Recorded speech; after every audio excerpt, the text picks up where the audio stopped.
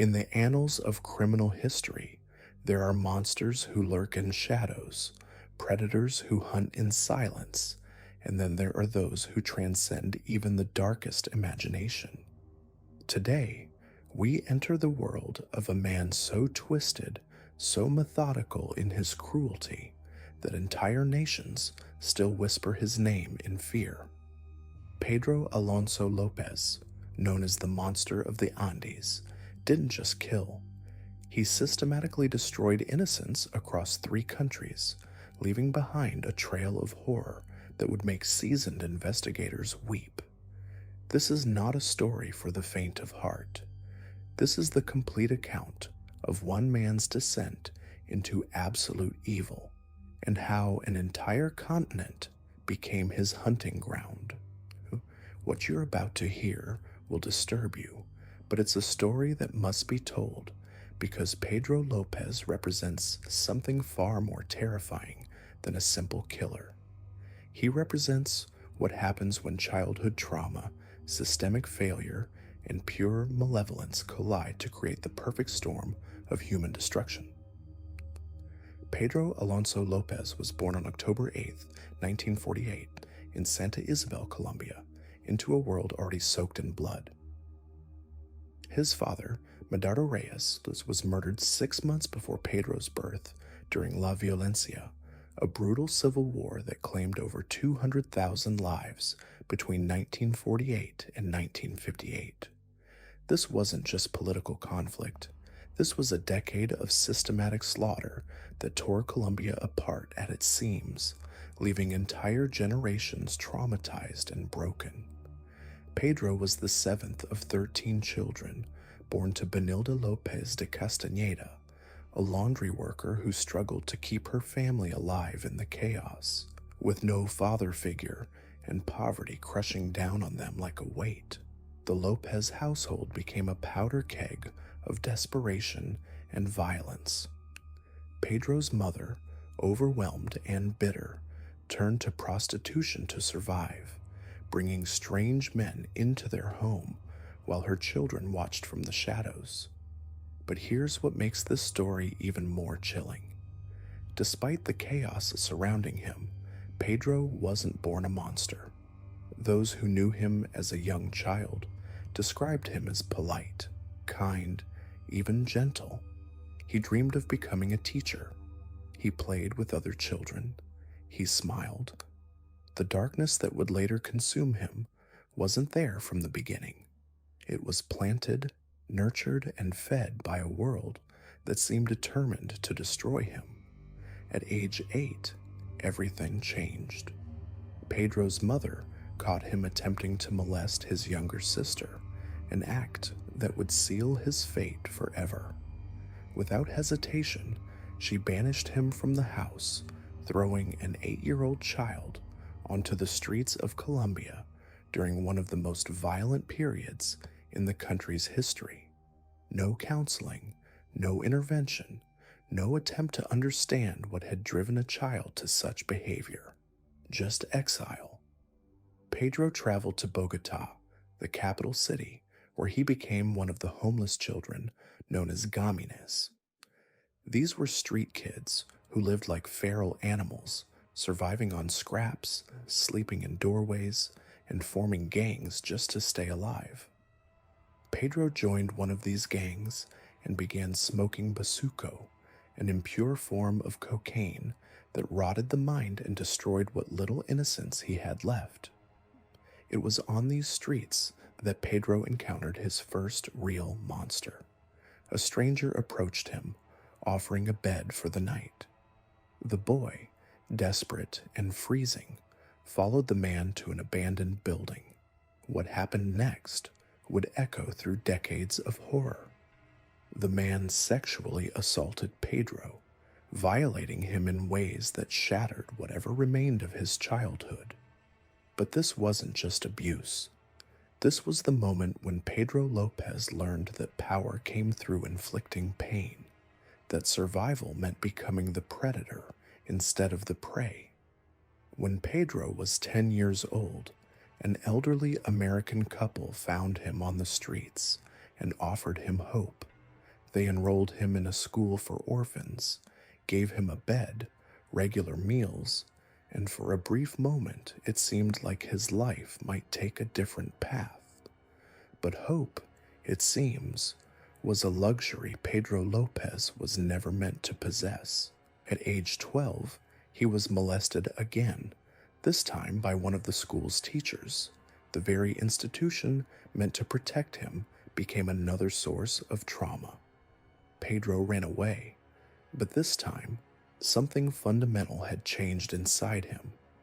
The kind, polite boy who dreamed of becoming a teacher was gone, replaced by something harder, angrier, and infinitely more dangerous. He began to speak of revenge, not just against his abusers, but against the world that had failed him so completely. The streets became his classroom, and the lessons he learned there were written in blood and brutality. He learned to steal, to fight, to disappear when the authorities came looking. Most importantly, he learned to hate. By 1969, Pedro's criminal activities had escalated to auto theft, and he was arrested and sentenced to 7 years in prison in Bogota. Prison, he thought, couldn't be worse than the streets. He was wrong. 2 days into his sentence, 3 inmates cornered him in his cell and brutally gang raped him. The trauma was so severe that it fundamentally rewired his brain, turning whatever humanity remained inside him into pure crystallized rage. But Pedro had learned something crucial during his years on the streets. He had learned that violence was the only language that truly mattered. Within days of the assault, he had fashioned a shiv from materials in his cell. He didn't just defend himself. He hunted down each of his 3 attackers and killed them, one by one, with methodical precision. The killings gained him respect among the other inmates, who now viewed him as someone too dangerous to cross. The Colombian justice system, incredibly, viewed these murders as acts of self-defense. Only 2 years were added to his sentence. This decision would prove to be one of the most catastrophic failures in criminal justice history. Upon his release in 1978, Pedro López was no longer human in any meaningful sense. He had become something else entirely, a predator whose hunger could never be satisfied. He began wandering through northwestern South America, drifting from town to town, always searching for his next victim. And his victims, he had decided, would be young girls, children who reminded him of the innocence he had lost, the childhood that had been stolen from him. When asked later about his motivation, López would say something that reveals the twisted psychology driving his crimes. "I lost my innocence at the age of 8, he explained with chilling calm. So I decided to do the same to as many girls as I could. This wasn't random violence. This was a systematic campaign of revenge against the world itself, using the most vulnerable members of society as his weapons. His method was terrifyingly simple. He would wander through markets and public spaces, searching for girls with what he called a certain look of innocence. These were good girls, working with their mothers, helping their families. He would follow them for days, studying their routines, learning their habits. Then, when the moment was right, he would approach them with gifts, a small mirror, a trinket, something that would catch a child's eye. Once he had their attention, he would lead them away from safety, promising more gifts for their mothers. By the time they realized the danger, it was too late. He would take them to remote locations where he had already prepared shallow graves. There, he would rape them at sunrise, claiming that he needed to see their eyes as he strangled them. The darkness, he said, would have wasted the experience, but the horror didn't end with their deaths. Lopez would often return to the burial sites, exhuming the bodies and having what he called tea parties with the corpses. He would talk to them, arrange them in grotesque poses, treat them like dolls in some twisted game that only he understood. This wasn't just murder. This was the complete objectification of human beings, the reduction of children to playthings for his demented fantasies. Peru became his first major hunting ground. He later claimed that during his time there, he murdered over 100 girls, mainly street children from indigenous communities.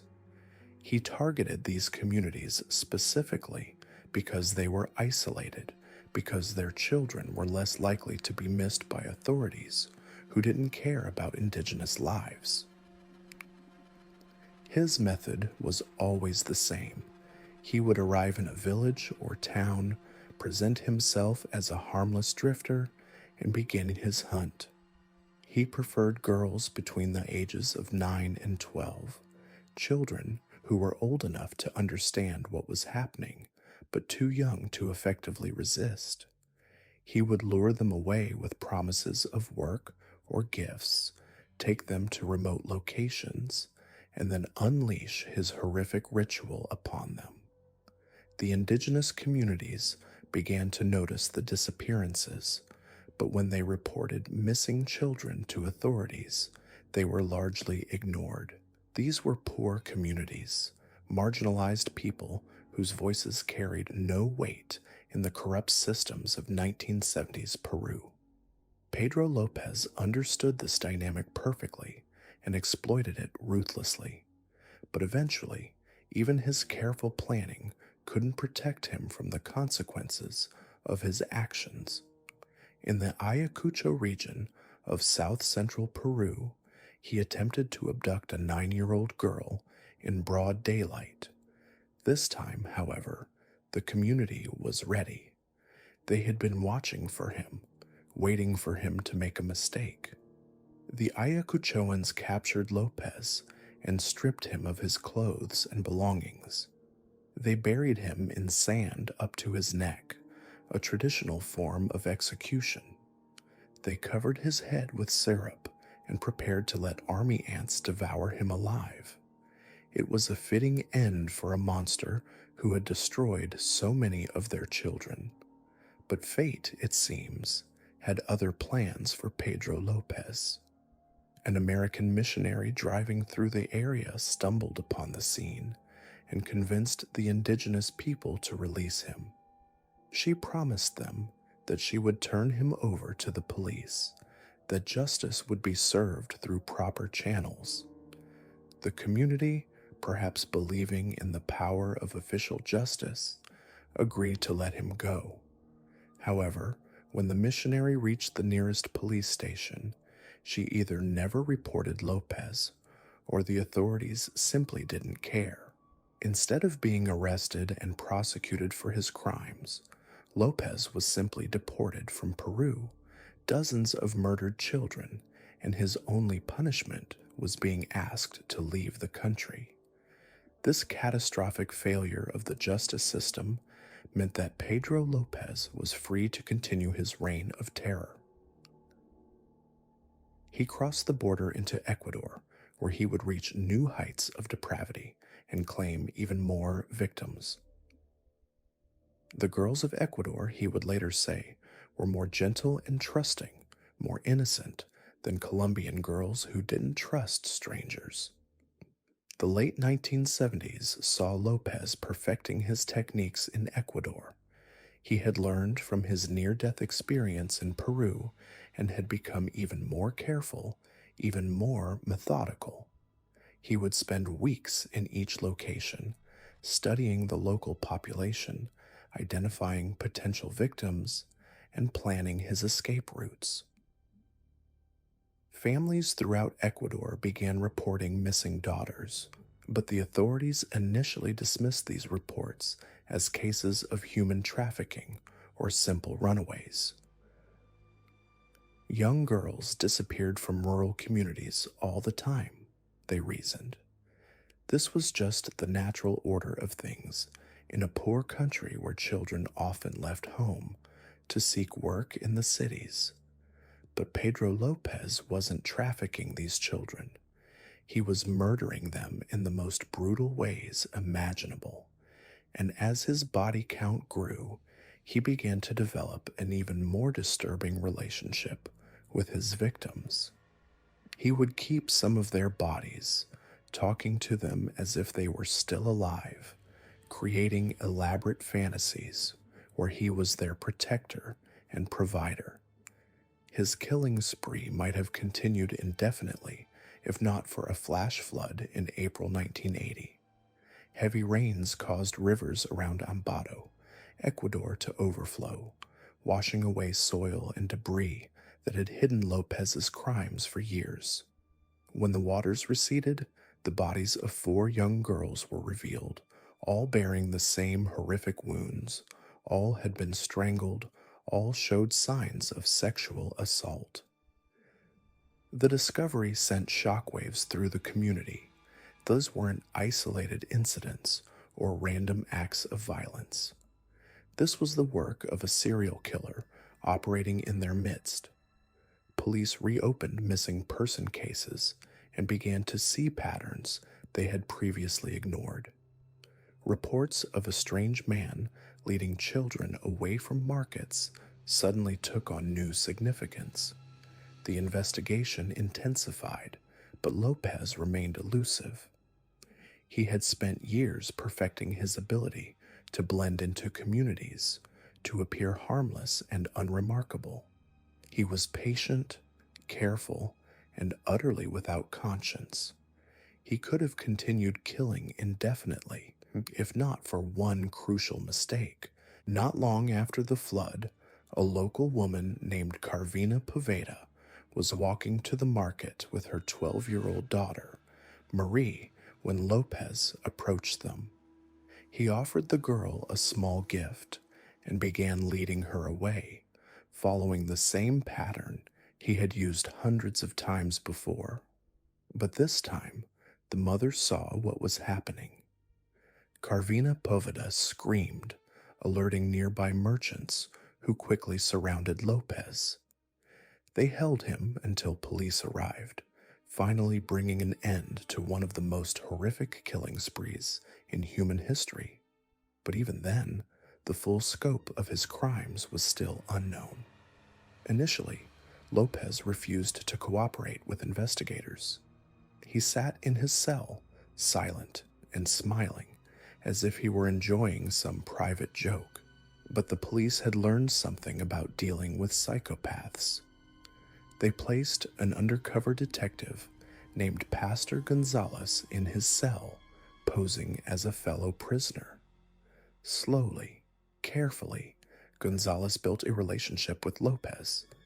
He listened to his stories, showed interest in his experiences, and gradually earned his trust. And then, piece by piece, López began to reveal the true scope of his crimes. What emerged was a catalog of horror that defied comprehension. López didn't just confess to the murders they suspected him of. He boasted about them. He described his methods in clinical detail, explained his selection process, and revealed the locations of dozens of burial sites. He spoke about his crimes not with remorse, but with pride. "I am the man of the century," he told investigators. "No one will ever forget me." He claimed to have murdered over 300 girls across 3 countries, though he was most specific about his time in Ecuador. There, he said, he had killed more than 200 children. The evidence against López was overwhelming, but what happened next exposed the shocking failures of Latin America's justice system. In July 1981, Pedro Alonso López pleaded guilty to the murders of 57 young girls. That's right, just 57 out of the hundreds he confessed to killing. The courts in Ecuador could only prosecute him for the murders they had physical evidence for, and even then, the sentence was a slap in the face to justice itself. López received 16 years in prison, 16 years for 57 confirmed murders. That's roughly 3.5 months per life taken. The maximum sentence available under Ecuadorian law at the time, but still a duration that shocked families, investigators, and the international community. To put this in perspective, López had confessed to killing over 300 people across 3 countries, led police to dozens of burial sites, and described his crimes with chilling detail and zero remorse. Yet he would serve less time than many people convicted of financial fraud. The public outcry was immediate and fierce. Families of victims gathered outside the courthouse, demanding real justice. They held photographs of their missing daughters, girls who would never come home, never grow up, never have families of their own. The mothers wept openly, not just for their lost children, but for a system that seemed to value their daughters' lives so little. Ecuador would later change its maximum prison sentence for murder to 25 years, but it was too late for López's case. Behind bars at Garcia Moreno prison near Quito, López became what authorities called a model prisoner. He was quiet, compliant, and caused no trouble. He spent his days reading, writing, and maintaining the twisted belief that he had done nothing wrong. Prison psychologists diagnosed him as a sociopath, but López rejected any attempts at treatment or rehabilitation. He didn't believe he needed to change because, in his mind, he had been doing God's work. It was during his imprisonment that López encountered another monster, Daniel Camargo Barbosa, a Colombian serial killer who had raped and murdered at least 72 young girls across Colombia and Ecuador. The two men formed an unlikely friendship, sharing stories of their crimes and reinforcing each other's warped worldviews. Camargo had escaped from a Colombian prison and continued his killing spree in Ecuador before being recaptured. Like López, he showed no remorse for his actions and believed his victims deserved their fate. The friendship between these two predators was a chilling reminder of how the prison system had failed. Instead of isolating dangerous criminals or providing meaningful intervention, it had created an environment where killers could bond over their shared depravity. They would sit together in the prison yard, speaking in hushed tones about their methods, their victims, and their plans for the future. In 1992, freelance journalist Ron Leitner gained access to López for a series of interviews that would bring international attention to the case. Leitner found López to be articulate, so calm, and utterly unrepentant. The killer spoke about his crimes with the same casual tone someone might use to discuss the weather. He described his victims as gentle and trusting, and explained his methods with disturbing precision. During these interviews, López made statements that revealed the depth of his delusion and narcissism. He called himself the man of the century and boasted that no one would ever forget him. He was right about that, but for all the wrong reasons. When asked about his feelings toward his victims, López showed no empathy, no regret, no recognition of the pain he had caused. Instead, he spoke about the spiritual cleansing he believed he had performed and the favor he had done for society. The interviews also revealed López's twisted sexual psychology. He described how he would sometimes exhume the bodies of his victims and hold what he called tea parties with their corpses. He would arrange the decomposing remains in a circle, serve imaginary tea, and have conversations with the dead girls. This necrophilic behavior added another layer of horror to his already incomprehensible crimes. López told Leitner that he planned to resume killing once he was released from prison. He spoke about it not as a possibility, but as a certainty. He had identified new hunting grounds, new victim profiles, and new methods to avoid detection. The interviews made it clear that López had learned nothing from his time in prison except how to be more careful. Meanwhile, the families of his victims continued to suffer. Many had never received closure, never recovered their daughters' bodies, never learned exactly what had happened in those final moments. The mothers formed support groups, sharing their grief and demanding answers from authorities who seemed more interested in moving past the case than in providing justice. The psychological impact on the communities where López had hunted was profound and lasting. Parents became paranoid about letting their children play outside or walk to school alone. The trust that had once existed in these tight-knit communities was shattered. Children who had grown up with freedom and innocence were now raised with fear and suspicion. International criminologists began studying López's case, trying to understand how one man could kill so many people across multiple countries without being caught for so long.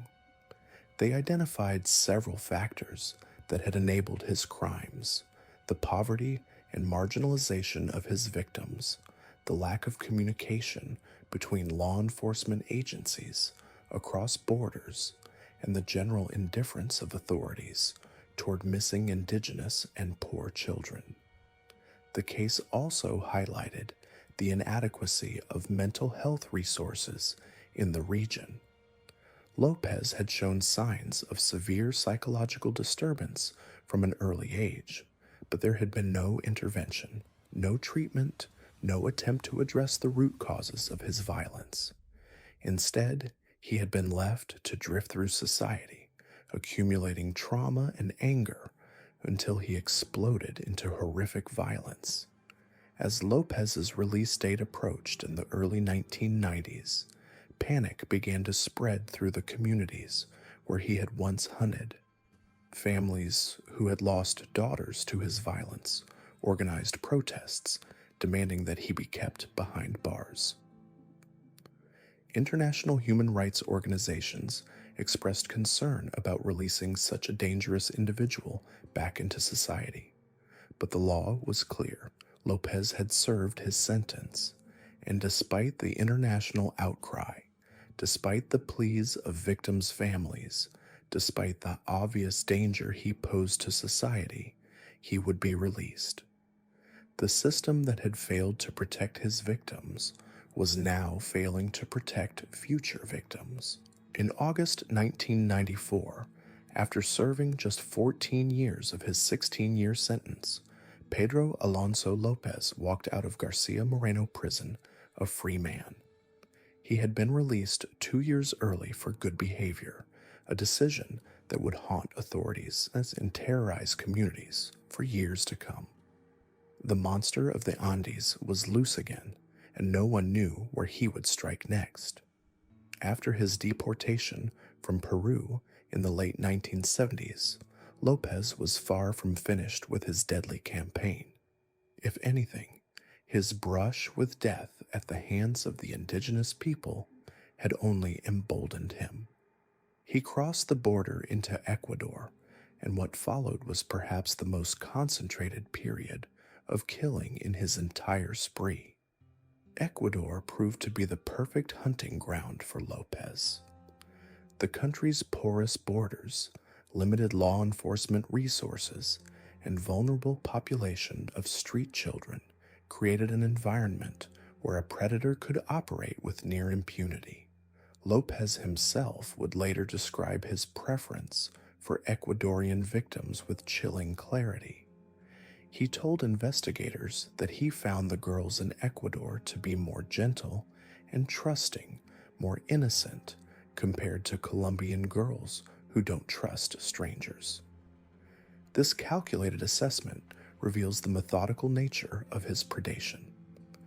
Lopez's methodology in Ecuador followed the same horrific pattern he had perfected in Peru and Colombia. He would frequent markets, bus stations, and areas where poor families gathered.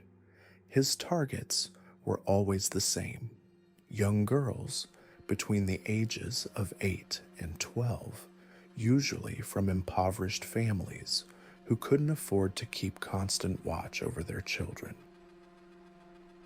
He presented himself as a kind stranger, often offering small gifts or trinkets to gain a child's trust. The disappearances began slowly at first. In a country where poverty was widespread and children often went missing due to various circumstances, the initial vanishings didn't immediately raise alarm bells. Parents would report their daughters missing to local authorities, but with limited resources and a tendency to assume the children had simply run away or been trafficked, investigations were minimal. Lopez understood this dynamic perfectly and exploited it ruthlessly. By the late 1970s, however, the pattern had become impossible to ignore. Families across central Ecuador were reporting missing daughters at an alarming rate. The disappearances clustered around certain areas, particularly near Ambato, a city in the Tungurahua province. Local communities began to whisper about a man who had been seen talking to children before they vanished. Some described him as polite and well-spoken, others as having an unsettling intensity in his eyes. What made Lopez particularly dangerous during this period was his ability to blend into the background. He wasn't the stereotypical monster lurking in shadows. Instead, he appeared as an ordinary man, perhaps a traveling salesman or migrant worker. He spoke softly, dressed modestly, and could engage in pleasant conversation with parents while simultaneously planning their child's abduction. This facade of normalcy allowed him to operate in broad daylight, often approaching children in public spaces where their guard was down. The psychological manipulation Lopez employed was sophisticated and predatory. He would often spend days observing potential victims, learning their routines, identifying moments when they were most vulnerable. He particularly targeted girls who were helping their mothers in markets or running errands alone. His approach was always the same: a friendly greeting, a small gift, and then a suggestion to go somewhere private where he claimed to have something special to show them.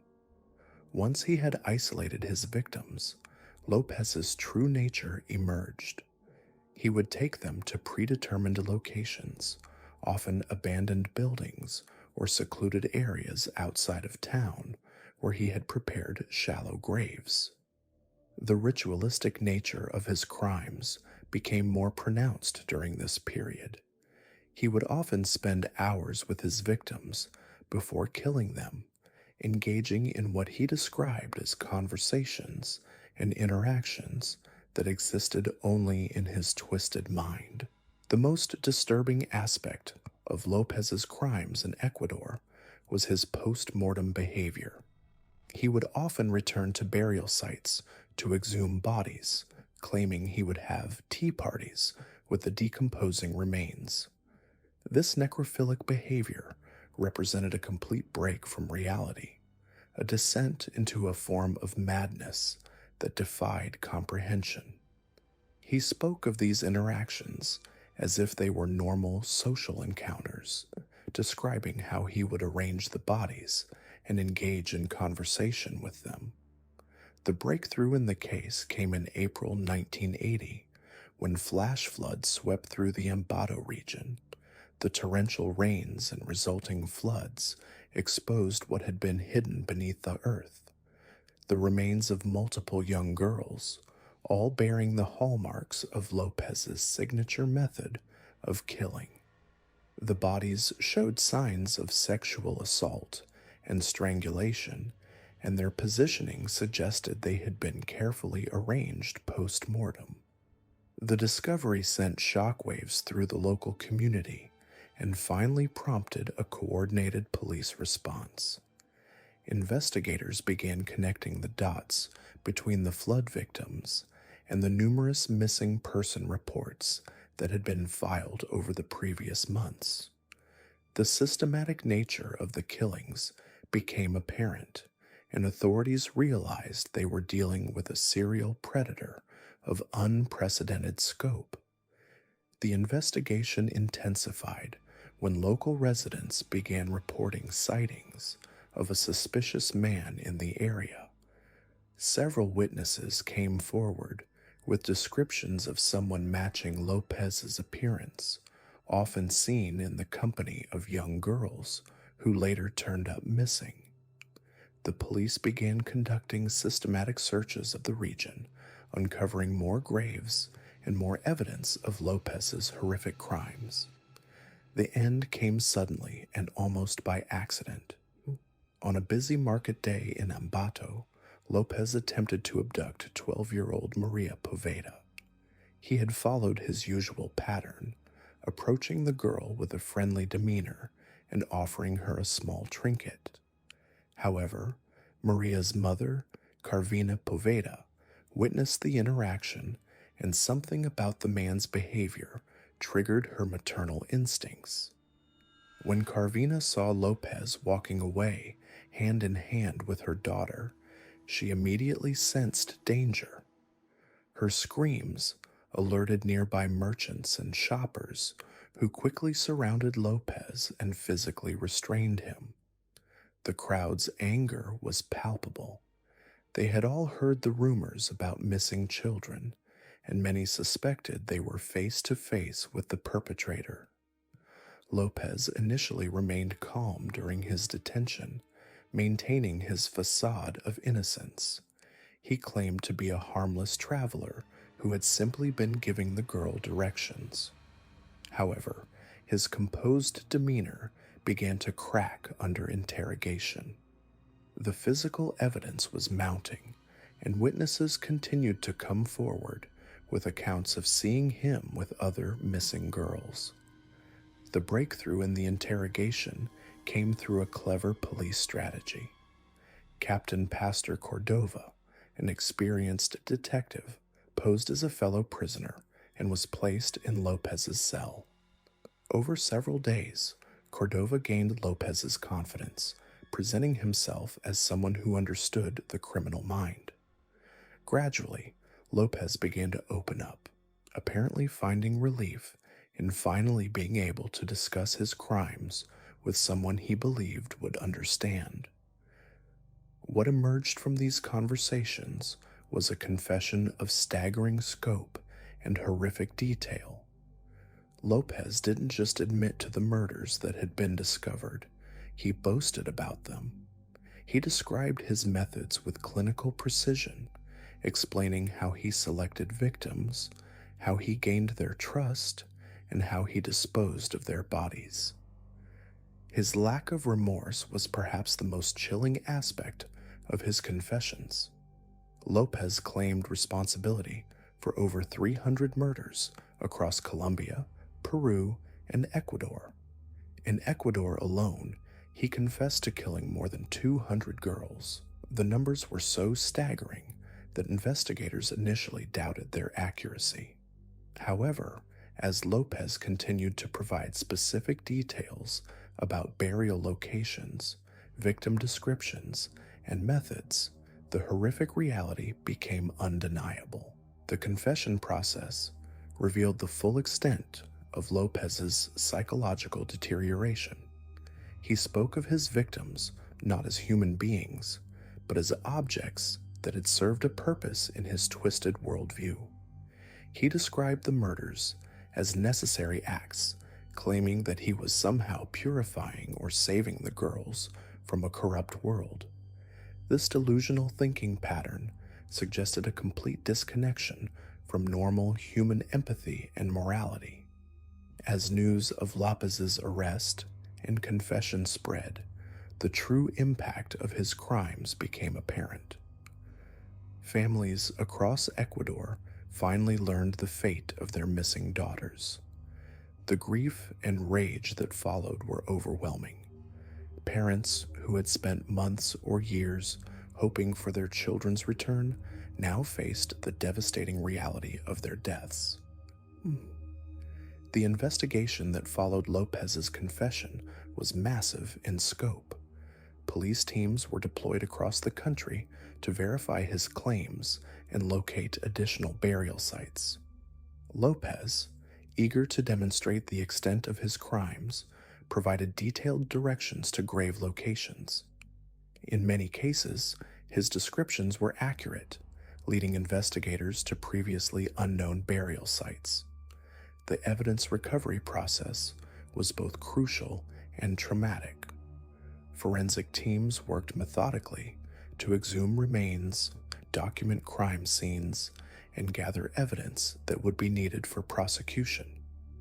The condition of many bodies made identification difficult, but dental records and personal effects helped confirm the identities of numerous victims. Lopez's cooperation with investigators was motivated not by remorse, but by narcissistic pride. He seemed to relish the attention his crimes were receiving and took perverse satisfaction in demonstrating his ability to evade capture for so long. He described himself as superior to other criminals, claiming that his methods were more sophisticated and his victim count higher than any other killer in history. The psychological evaluation of Lopez during this period revealed a complex and deeply disturbed individual. Mental health professionals diagnosed him as a sociopath, noting his complete lack of empathy, his grandiose self-image, and his inability to form normal human relationships. However, they also noted his intelligence and his ability to manipulate others, traits that had enabled him to avoid capture for so long. The legal proceedings that followed were complicated by Ecuador's justice system limitations. The maximum sentence for murder at the time was only 16 years, a penalty that seemed woefully inadequate given the scope of Lopez's crimes. Public outrage over this limitation eventually led to changes in Ecuador's criminal code, but these came too late to affect Lopez's sentence. Throughout his trial, Lopez maintained his confessions while simultaneously expressing no remorse for his actions. He seemed to view the proceedings as a platform to further demonstrate his criminal prowess, rather than as a reckoning for his crimes. His behavior in court was described as calm and sometimes even jovial, a stark contrast to the gravity of the charges against him. The impact of Lopez's crimes extended far beyond the immediate victims and their families. His case exposed serious flaws in regional law enforcement coordination and highlighted the vulnerability of marginalized populations, particularly indigenous communities and street children. The inadequate initial response to the disappearances revealed systemic problems in how missing person cases were handled. The monster of the Andes had finally been captured, but the full scope of his crimes and their lasting impact on the communities he terrorized would continue to unfold for years to come.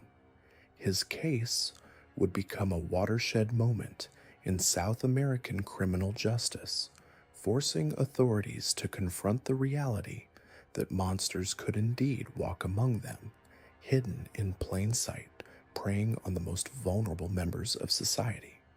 By August 1994, after serving just 14 years of his 16-year sentence, Pedro López was released from Garcia Moreno prison near Quito. 2 years early, for good behavior, the monster of the Andes, the man who had confessed to murdering over 300 young girls, was walking free because he had been polite to the guards and followed prison rules. The release itself was a bureaucratic nightmare wrapped in systemic failure. López had become what prison officials called a model prisoner. He kept his cell clean, caused no trouble, and spoke softly when addressed. Behind those hollow eyes, however, the same darkness that had driven him to strangle children at sunrise remained completely intact. He hadn't been rehabilitated. He hadn't found redemption. He had simply learned to hide what he was. The day of his release, López stood at the prison gates with nothing but the clothes on his back and a deportation order to Colombia. No counseling, no monitoring, no psychological evaluation to determine if he was still a threat. The Ecuadorian justice system had served its purpose, at least on paper. They had punished him according to their laws, and now he was someone else's problem. Within hours of his release, López was escorted to the Colombian border and handed over to authorities who had been waiting for this moment. They had spent years preparing a case against him for murders dating back to the 1970s, crimes that predated his arrest in Ecuador. But as López stepped off the transport van in Bogota, something unexpected happened. The case they had built began to crumble.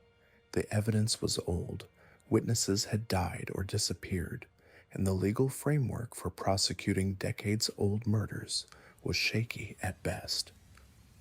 Colombian prosecutors found themselves in the same position as their Ecuadorian counterparts years earlier, staring at a man they knew was a monster, but struggling to prove it in court. The bureaucratic machinery that should have protected society was failing once again. Instead of a murder trial, López found himself subjected to a psychiatric evaluation. The same man who had calmly described his methods for luring children, who had led police to dozens of shallow graves, who had spoken of having tea parties with decomposing corpses, was now being examined to determine his mental state. The results were as predictable as they were horrifying. López was declared mentally ill and committed to a psychiatric facility, not because he was delusional or out of touch with reality, but because the system needed somewhere to put him. The diagnosis was a legal convenience, a way to keep him locked up without the messy business of a trial. He understood exactly what was happening and played along, knowing that this new confinement was temporary. The psychiatric hospital where López was held was nothing like the maximum security prison he had just left. The security was lighter, the staff less experienced with violent criminals, and the entire atmosphere was designed for treatment rather than punishment. López observed everything, learning the routines, identifying weaknesses, and waiting for his opportunity. During his time in the psychiatric facility, López continued to maintain his facade of cooperation.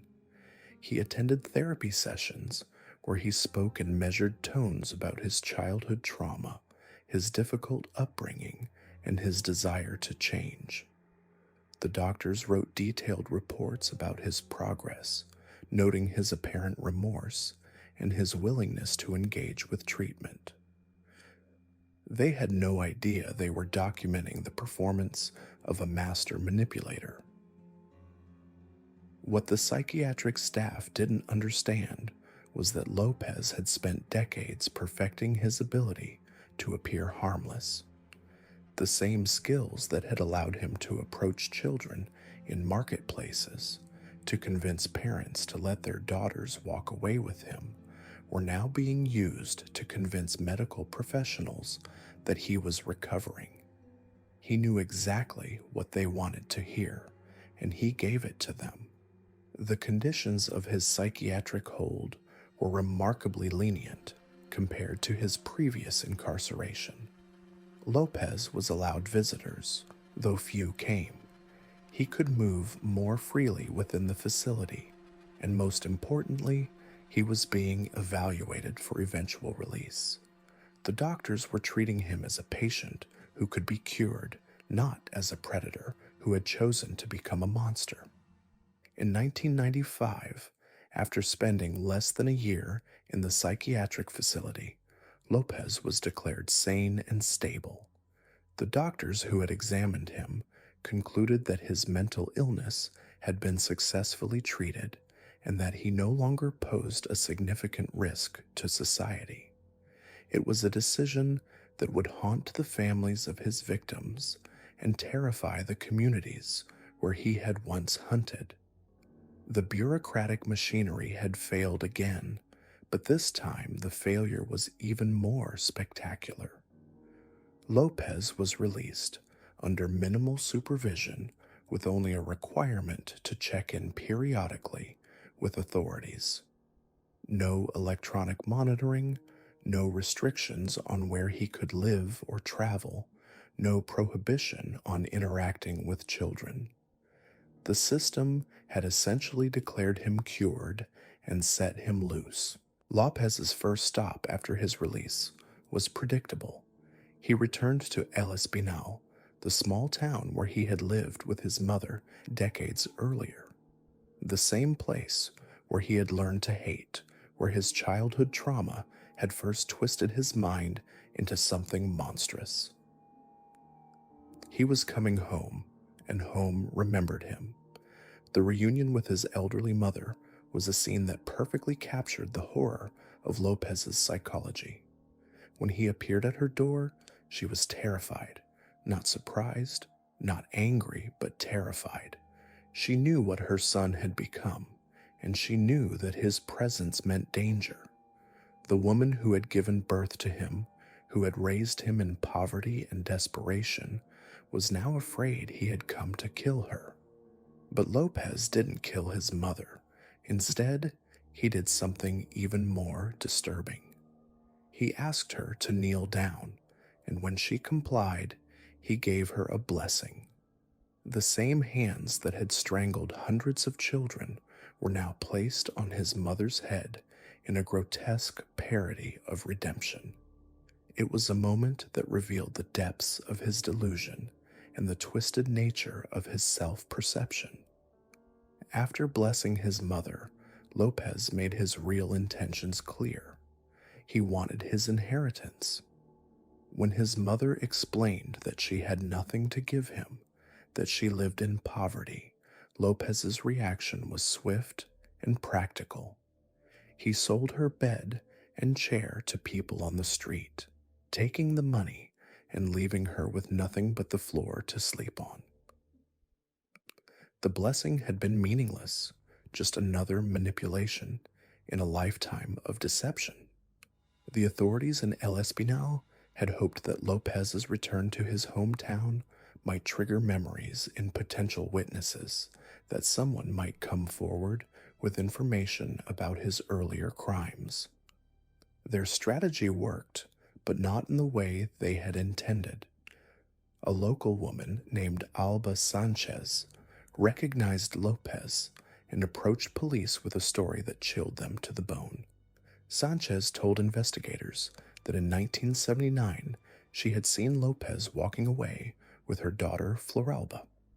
The girl had been found days later, raped and strangled, her body dumped outside of town. The case had never been solved, but now the pieces were falling into place. López had been operating in the area for much longer than anyone had realized, and his victim count was likely much higher than even his confessions had indicated. The revelation that López had been active in his hometown decades earlier should have been enough to keep him locked up, but the legal system failed once again. The evidence was circumstantial. The witness testimony was old, and proving the connection between López and the murder would require resources that the local authorities didn't have. Instead of justice, there was only frustration and the growing realization that Lopez would never truly be held accountable for his crimes. In February 1998, Lopez was declared sane once again and released on bail of just $70. The price of a nice dinner was all that stood between one of history's most prolific serial killers and complete freedom. The conditions of his release were laughably inadequate. He was required to report to authorities periodically and to remain in the area. No other restrictions, no monitoring, no protection for the community he now lived among.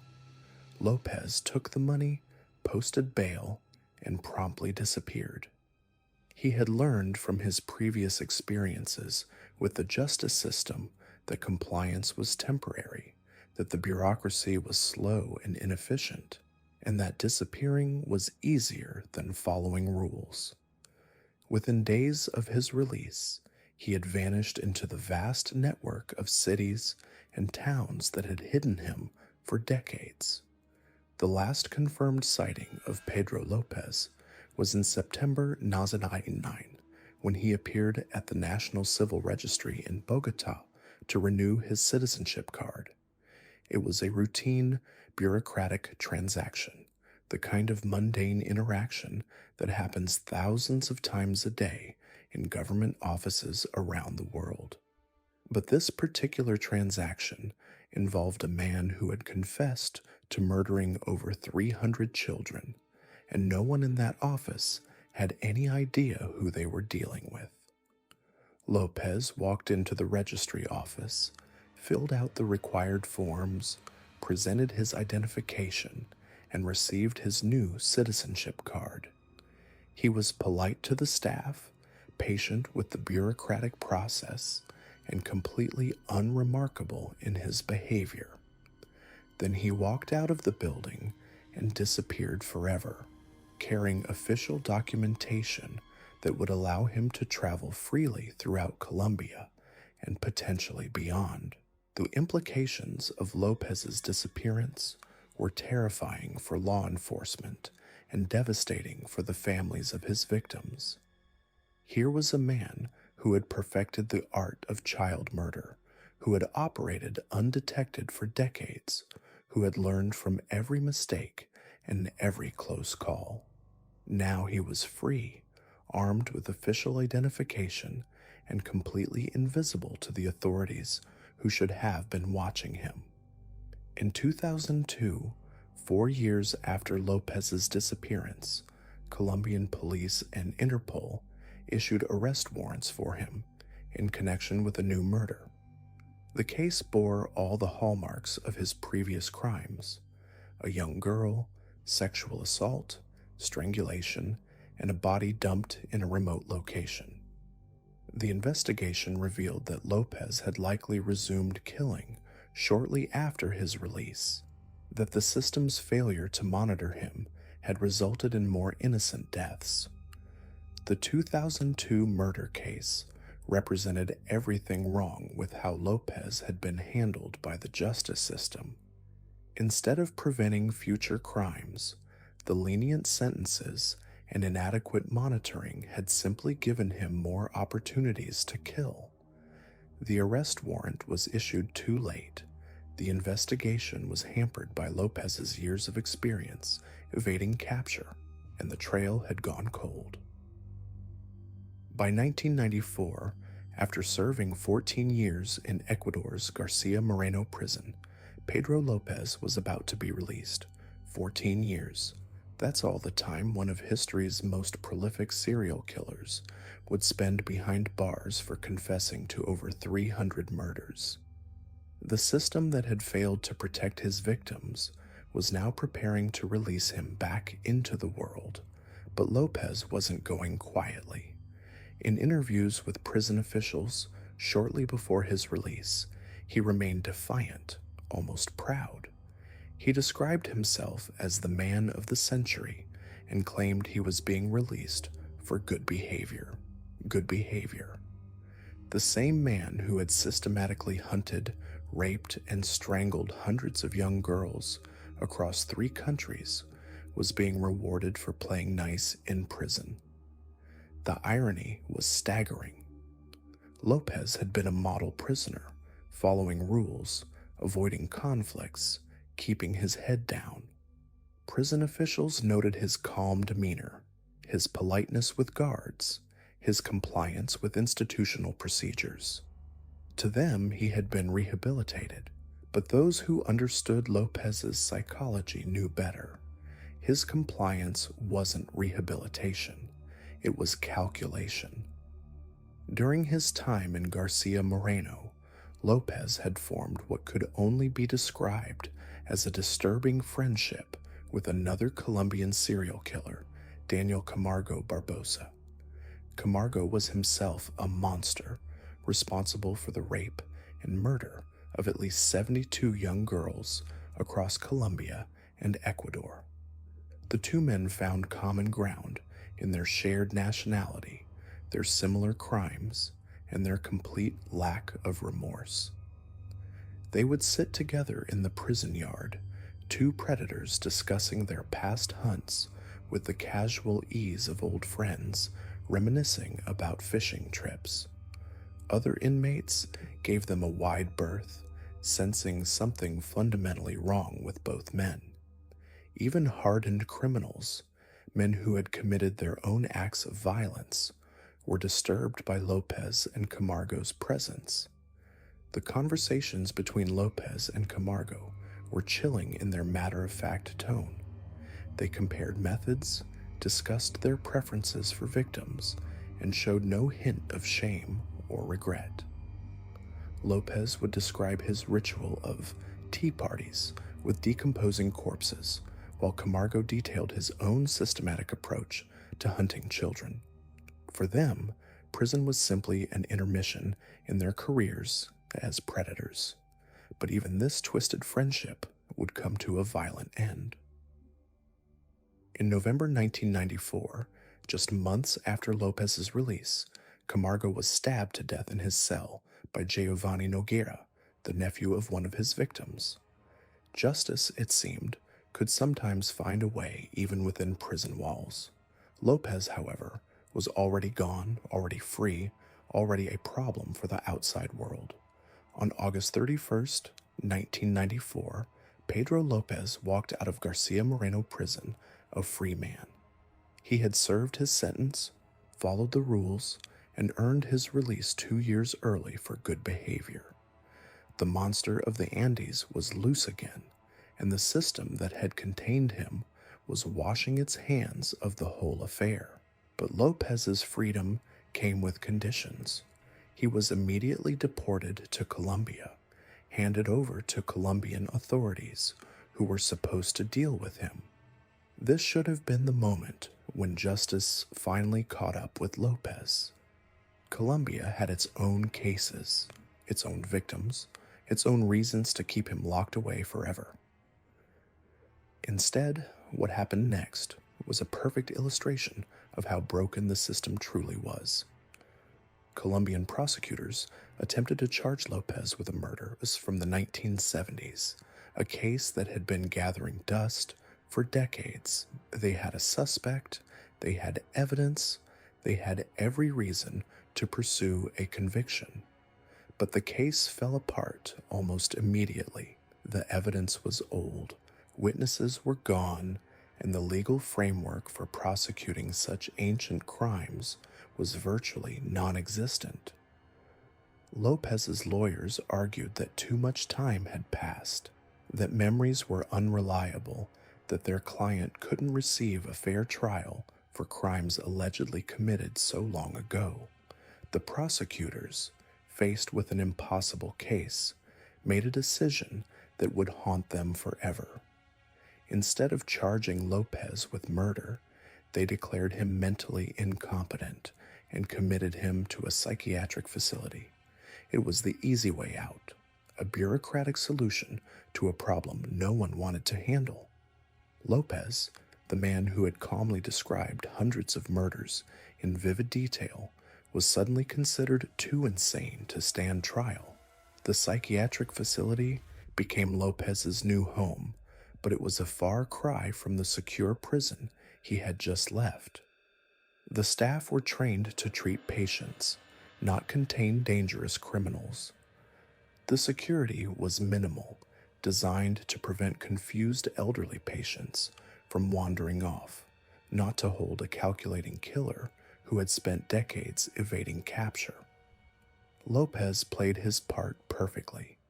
He was cooperative with the doctors, took his medication, participated in therapy sessions. He spoke about his troubled childhood, his experiences in prison, his desire to live a peaceful life. The psychiatrists, trained to look for signs of mental illness and rehabilitation, saw exactly what they wanted to see. But Lopez wasn't sick in the way they understood sickness. He wasn't delusional or disconnected from reality. He was a predator who had learned to mimic the behaviors that would get him what he wanted. In prison, that meant following rules. In the psychiatric facility, it meant appearing mentally ill enough to avoid trial, but stable enough to eventually be released. The years passed slowly. Lopez underwent evaluation after evaluation, each one bringing him closer to freedom. The doctors noted his progress, his apparent insight into his condition, his expressed remorse for his past actions. They were treating him like a patient who could be cured, not understanding that Lopez wasn't broken in a way that could be fixed. Meanwhile, the families of his victims watched in horror as the system failed them again and again. Their daughters were dead, their lives destroyed by Lopez's actions, and yet he was being treated like a sick man who deserved compassion and care. The injustice was unbearable, but there was nothing they could do. In 1995, after just a few years in the psychiatric facility, Lopez was declared stable enough for release. The doctors who had treated him were confident that he was no longer a danger to society. They had seen his cooperation, his apparent remorse, his willingness to take medication and follow treatment protocols. They believed they had successfully treated one of history's most dangerous killers. But Lopez wasn't finished with his games. Upon his release, he immediately began protesting his treatment, demanding to be set free completely. He argued that he had been wrongly committed, that he was sane and had always been sane, that the system had violated his rights by keeping him locked up without a trial. The authorities found themselves in an impossible position. If Lopez was sane enough to protest his treatment, was he sane enough to stand trial for murder? But if they put him on trial and lost, he would be completely free.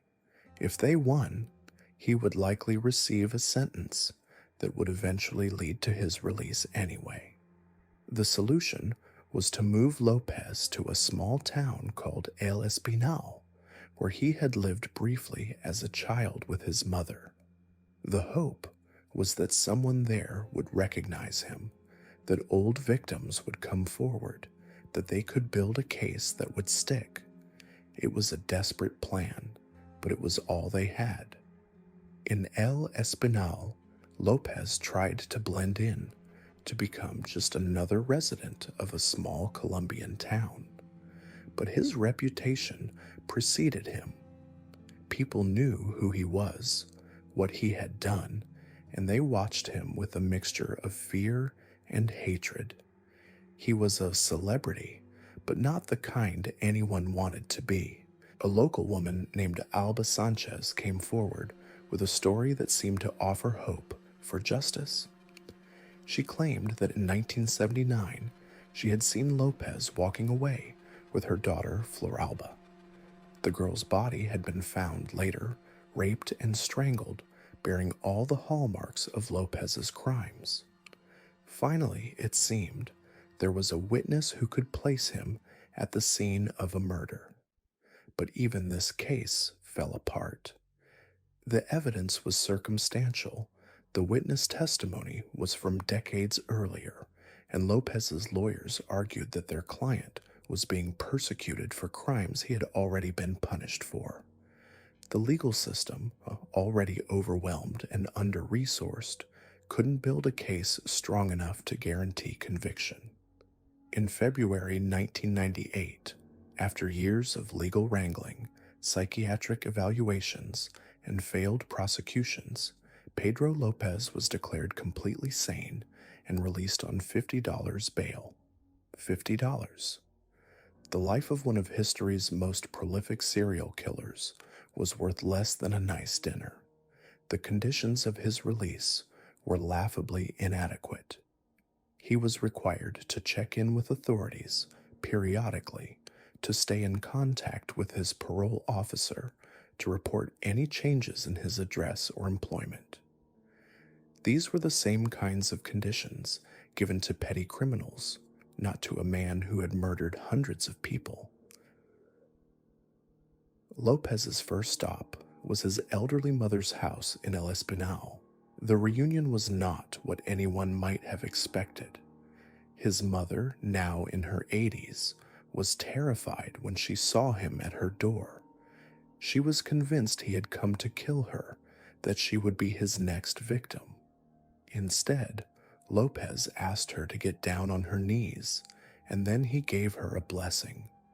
But Lopez wasn't interested in family reunions or religious redemption. He asked his mother about his inheritance, about what money or property she might leave him. When she explained that she had nothing, that she was living in poverty, Lopez's response was chilling. He sold her bed and chair to people on the street, leaving his own mother with nothing but the clothes on her back. It was a perfect encapsulation of Lopez's character. Even in what should have been a moment of human connection, he was calculating, selfish, and cruel. His mother wasn't a person to him. She was just another potential source of benefit. When she had nothing to offer, he took what little she had and left. Lopez disappeared from El Espinal almost immediately after robbing his mother. He had no intention of following the conditions of his release, no interest in checking in with authorities or living a quiet life. He was free, and he was going to stay free. The last confirmed sighting of Pedro López was in September 1999, when he appeared at the National Civil Registry in Bogota to renew his citizenship card. Even this mundane bureaucratic task was telling. Lopez was ensuring he had proper documentation, the kind of papers that would allow him to travel, to disappear, to start over somewhere new, and then he vanished. The monster of the Andes, one of history's most prolific serial killers, simply faded into the shadows of South America. He had spent decades evading capture, and now he was using those same skills to evade justice. The implications were terrifying. Lopez was in his 50s, still physically capable, still driven by the same urges that had compelled him to kill for decades. He had demonstrated no remorse, no change in his fundamental nature. If anything, his experiences with the legal system had only reinforced his belief that he was untouchable. In 2002, those fears seemed to be confirmed when Colombian National Police and Interpol issued warrants for Lopez's arrest in connection with a new murder. The victim was a young girl, and the crime bore all the hallmarks of Lopez's methods. He was out there, and he was killing again. The warrant triggered a massive manhunt across South America. Police agencies in Colombia, Ecuador, and Peru coordinated their efforts, sharing information and resources in an attempt to track down the fugitive killer. But López had decades of experience in evading capture, and he seemed to stay one step ahead of every effort to find him. The Interpol warrant was eventually deactivated in 2005, not because López had been caught, but because the trail had gone completely cold. He had vanished so completely that even international law enforcement agencies had given up hope of finding him. The monster of the Andes had become a ghost. The aftermath of López's release from prison in 1994 was a chilling demonstration of how broken systems can unleash monsters back into the world. Here was a man who had confessed to over 300 murders, who had led police to dozens of graves, who had described in vivid detail how he strangled children at sunrise, and yet, after serving just 14 years, he walked free. The deportation to Colombia should have been the end of the story. It should have been justice finally catching up with Pedro López. But what happened next reveals the true horror of systemic failure. Colombian authorities, despite having this notorious killer handed to them, couldn't make a case stick. They had a man who had terrorized 3 countries, who had left a trail of bodies across the Andes, and they declared him insane instead of prosecuting him. This wasn't incompetence. This was a pattern, a deliberate choice to take the easy way out rather than confront the monster they had been given. López was quietly shuffled into a psychiatric facility, hidden away from public view, treated like a medical problem rather than a criminal mastermind who had perfected the art of murder. But even this wasn't enough to contain him. In 1998, after being declared sane, López was released on $70 bail. $70. That's what the life of hundreds of children was worth to the Colombian justice system. The conditions were laughable. He was supposed to report to authorities periodically. A man who had spent decades evading capture across multiple countries was trusted to check in like a common parole violator. López almost immediately vanished. He visited his elderly mother in El Espinal, the same town where he had been cast out as a child. His mother, now frail and impoverished, was terrified when she saw him at her door. She was convinced he had come to kill her. Instead, in a moment that captures the twisted psychology of this man, he told her to get on her knees and gave her a blessing. Then he asked for his inheritance. When she told him she had nothing, he sold her bed and chair to strangers on the street. This encounter reveals something crucial about López's mindset. He wasn't a mindless killer driven by uncontrollable urges. He was calculating, deliberate, and utterly without empathy. Even in what should have been a moment of human connection with his own mother, he saw only an opportunity for profit. He blessed her, then robbed her of the only possessions she had left. The last official sighting of Pedro López came in September 1999 when he appeared at the National Civil Registry in Bogota to renew his citizenship card. Think about that, a man responsible for hundreds of deaths who had been featured in international headlines as one of history's most prolific serial killers, simply walked into a government office and updated his paperwork. No one recognized him. No one stopped him. He completed his bureaucratic task and disappeared into the Colombian countryside like smoke. But the story doesn't end there. In 2002, 4 years after his release, Colombian authorities and Interpol issued warrants for López's arrest. Another murder had occurred, bearing the unmistakable signature of the monster of the Andes. A young girl, found strangled, positioned in a way that was hauntingly familiar to investigators who had worked the original cases. This wasn't a copycat. This was López, back to his old habits, proving that prison had taught him nothing except how to be more careful. The warrant was issued with great fanfare, press conferences held, rewards offered. But Pedro López had vanished completely. He had become a ghost, existing somewhere in the vast wilderness of South America, potentially still hunting.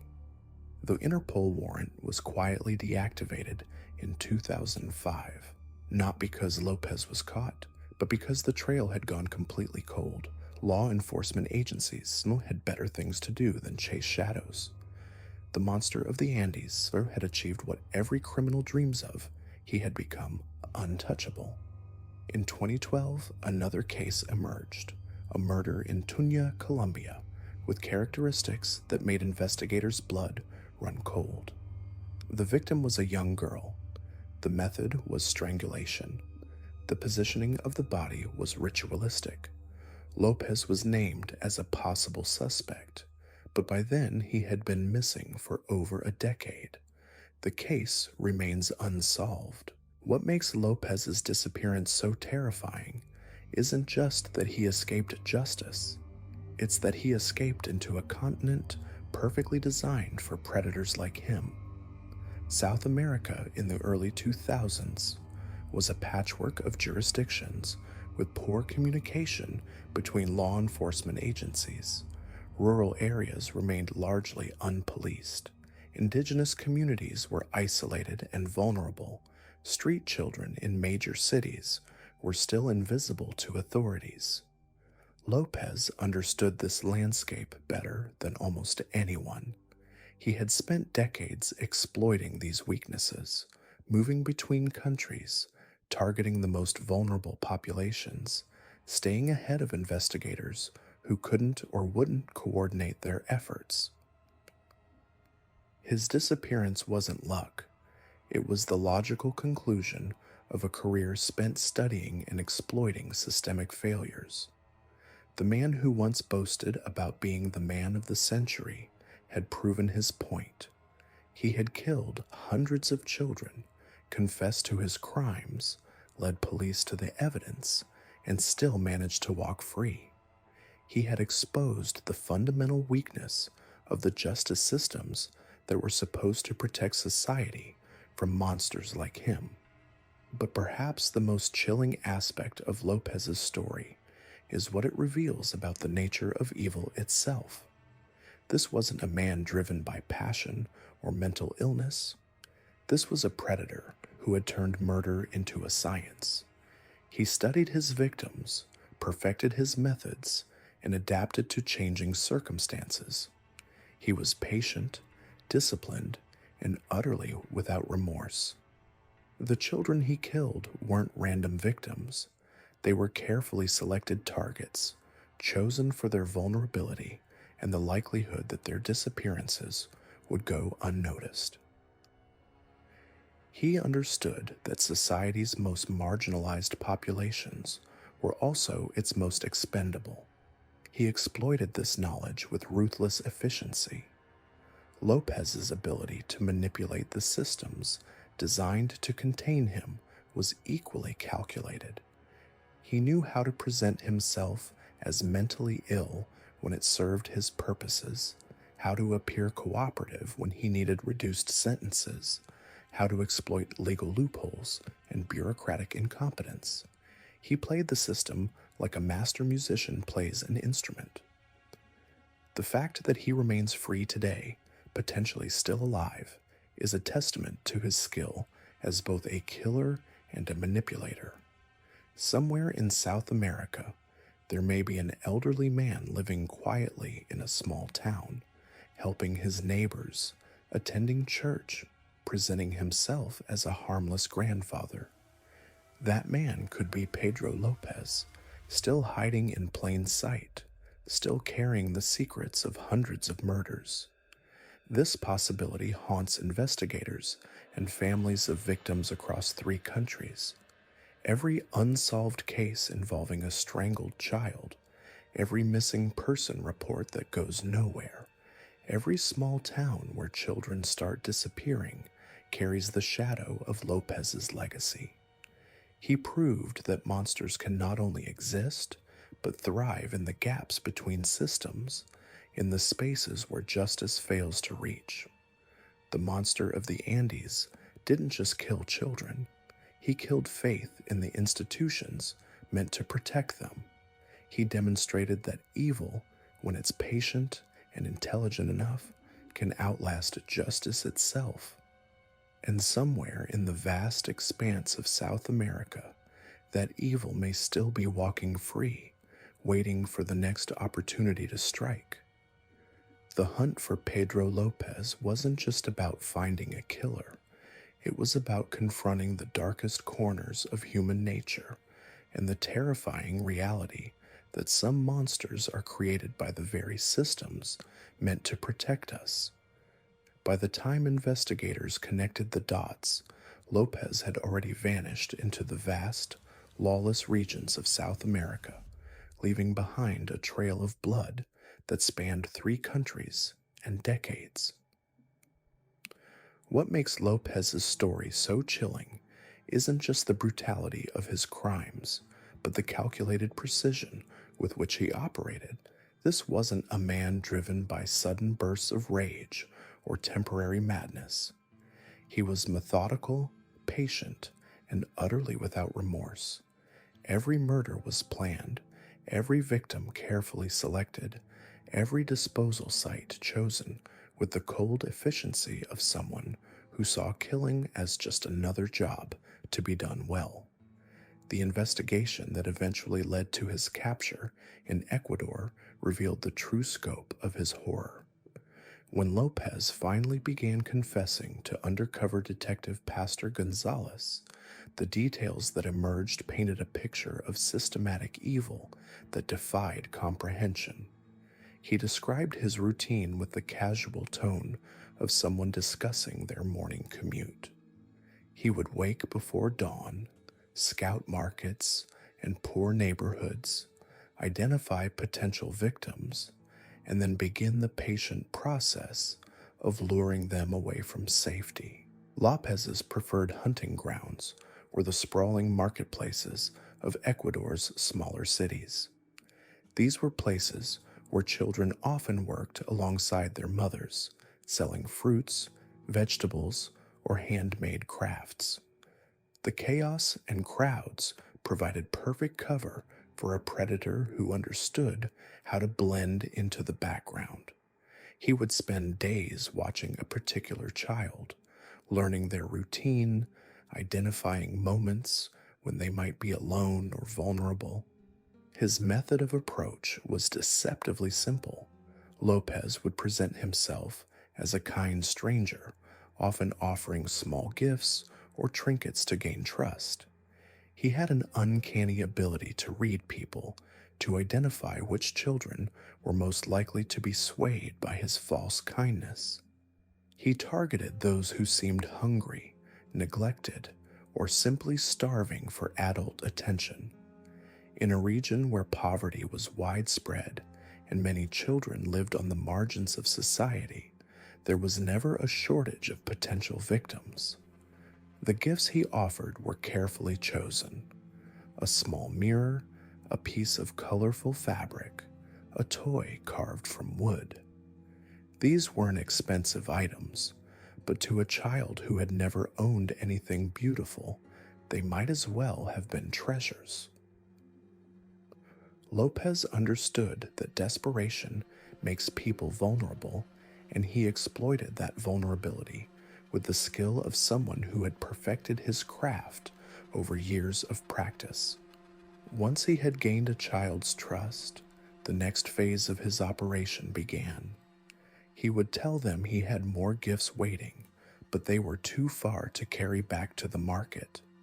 Would they like to come with him to get them? Or perhaps he would claim he had something special for their mother, but it was hidden in a safe place outside of town. The stories varied, but the result was always the same: A trusting child would follow him away from the safety of crowds, away from potential witnesses, and into the nightmare he had prepared for them. Lopez's confessions revealed that he had prepared multiple burial sites throughout the Ecuadorian countryside. These weren't random locations, but carefully selected spots that offered privacy and easy access. He would spend weeks preparing these sites, digging shallow graves, and ensuring he had everything he needed for what he called his ceremonies. The level of preparation was staggering. This wasn't the work of someone acting on impulse. This was industrial-scale murder, planned and executed with horrifying efficiency. The ritual aspects of his crimes were perhaps the most disturbing elements of his confessions. Lopez claimed that he would keep his victims alive for hours, sometimes days, before killing them. He would talk to them, explaining what was going to happen, describing his philosophy of death and purification. He saw himself as a teacher, educating these children about the true nature of the world before sending them to what he believed was a better place. His preferred method of killing was strangulation, but not quick strangulation. He would apply pressure slowly, releasing it when the victim began to lose consciousness, then applying it again. He claimed this process could last for hours, and that he found it deeply satisfying to watch the fear and confusion in his victims' eyes gradually transform into acceptance and then emptiness. The sun had to be rising during the final moments, he insisted. The kill was meaningless if he couldn't see their faces clearly as life left their bodies. But Lopez's depravity didn't end with murder. His confessions revealed that he would often return to burial sites days or weeks later to exhume the bodies. He claimed he would arrange tea parties with the corpses, talking to them as if they were still alive, asking them questions about their families, their dreams, their fears. He would dress them in different clothes, position them in various poses, and sometimes even attempt to feed them. These necrophilic rituals weren't random acts of madness. They were part of an elaborate fantasy world Lopez had constructed around his crimes. In his mind, he wasn't just killing children. He was collecting them, building a family of victims who would never leave him, never betray him, never grow up to become the kind of adults who had hurt him in his own childhood.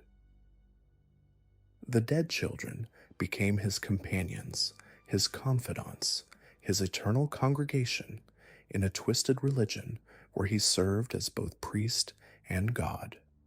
The psychological profile that emerged from these confessions painted a picture of a man who had completely disconnected from normal human emotion. Lopez showed no remorse, no guilt, no recognition that his actions were wrong. When pressed by investigators about the pain he had caused to families, he would simply shrug and say that death was natural, that he was merely speeding up an inevitable process. The children were better off dead, he claimed, because the world was too cruel for innocent souls. His ability to rationalize his crimes was perhaps more frightening than the crimes themselves. Lopez had constructed an entire philosophical framework to justify his actions. He saw himself as a mercy killer, saving children from the hardships of adult life. He claimed that every child he killed thanked him in their final moments, that they understood he was offering them escape from a world that would only bring them pain and disappointment. This wasn't the ranting of a madman. Lopez was articulate, intelligent, and completely coherent in his explanations. He could discuss his crimes with the same calm detachment that a surgeon might use to describe a medical procedure. This clinical approach to murder made him even more terrifying because it suggested that his actions weren't the result of mental illness, but of deliberate choice. The investigation also revealed how Lopez had managed to evade capture for so long. His understanding of poverty and social marginalization was sophisticated. He knew that dead children from poor families wouldn't generate the same level of police attention as victims from wealthy neighborhoods. He deliberately targeted the most vulnerable members of society, those whose disappearances might be noticed by their families but largely ignored by authorities. His mobility was another crucial factor in his success as a serial killer. Lopez never stayed in one place long enough to establish a clear pattern that police could follow. He would kill in one region, then move hundreds of miles away before striking again. This made it nearly impossible for investigators to connect his crimes across different jurisdictions. In an era before computer databases and modern communication systems, tracking a killer who operated across multiple countries was virtually impossible. The cultural and economic factors that enabled Lopez's crimes cannot be ignored.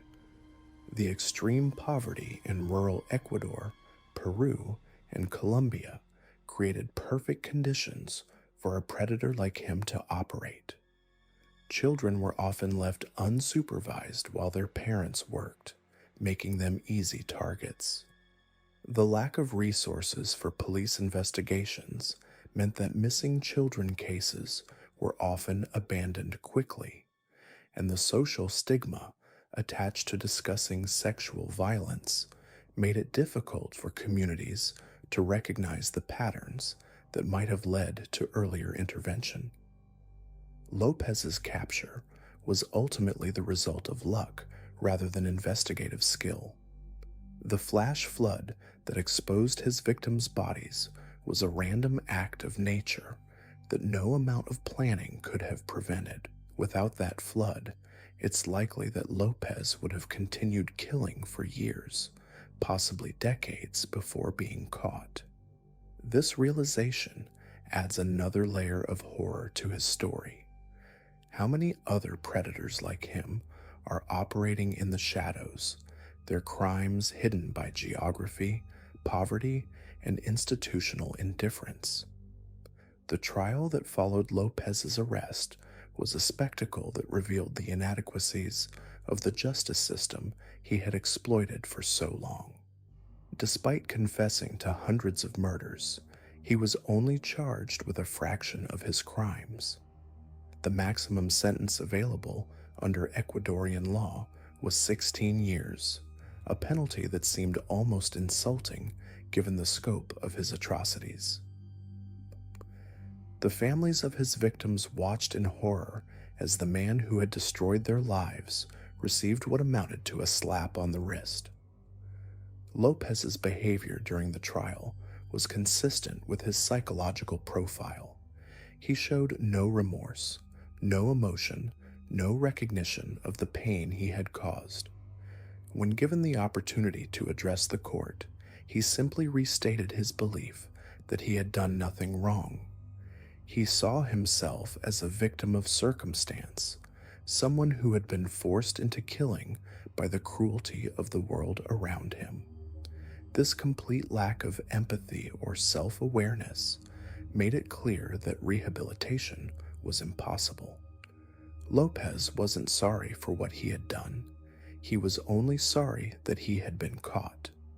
The years he spent in prison were marked by the same disturbing patterns that had characterized his life as a free man. He was described by guards as a model prisoner, polite and cooperative, but there was something unsettling about his demeanor. Other inmates reported that he would sometimes be heard talking to himself late at night, conducting what sounded like conversations with multiple people. When questioned about this behavior, López would simply smile and say he was talking to his friends. His early release from prison in 1994 was a catastrophic failure of the justice system.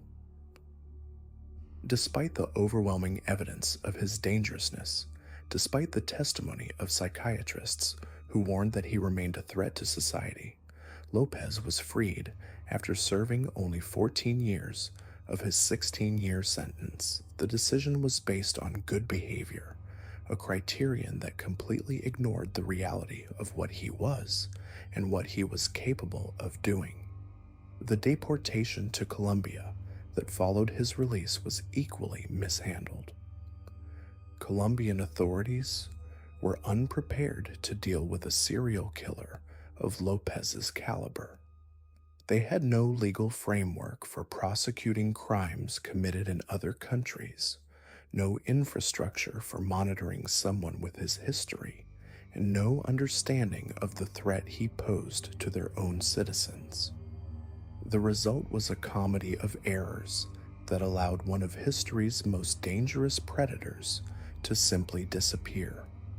López's final years of freedom were marked by the same patterns of violence and evasion that had characterized his entire adult life. There were reports of suspicious deaths in areas where he was known to have been living. Children went missing under circumstances that bore his signature, but without concrete evidence, without witnesses, without the resources for proper investigation, these crimes remained unsolved mysteries.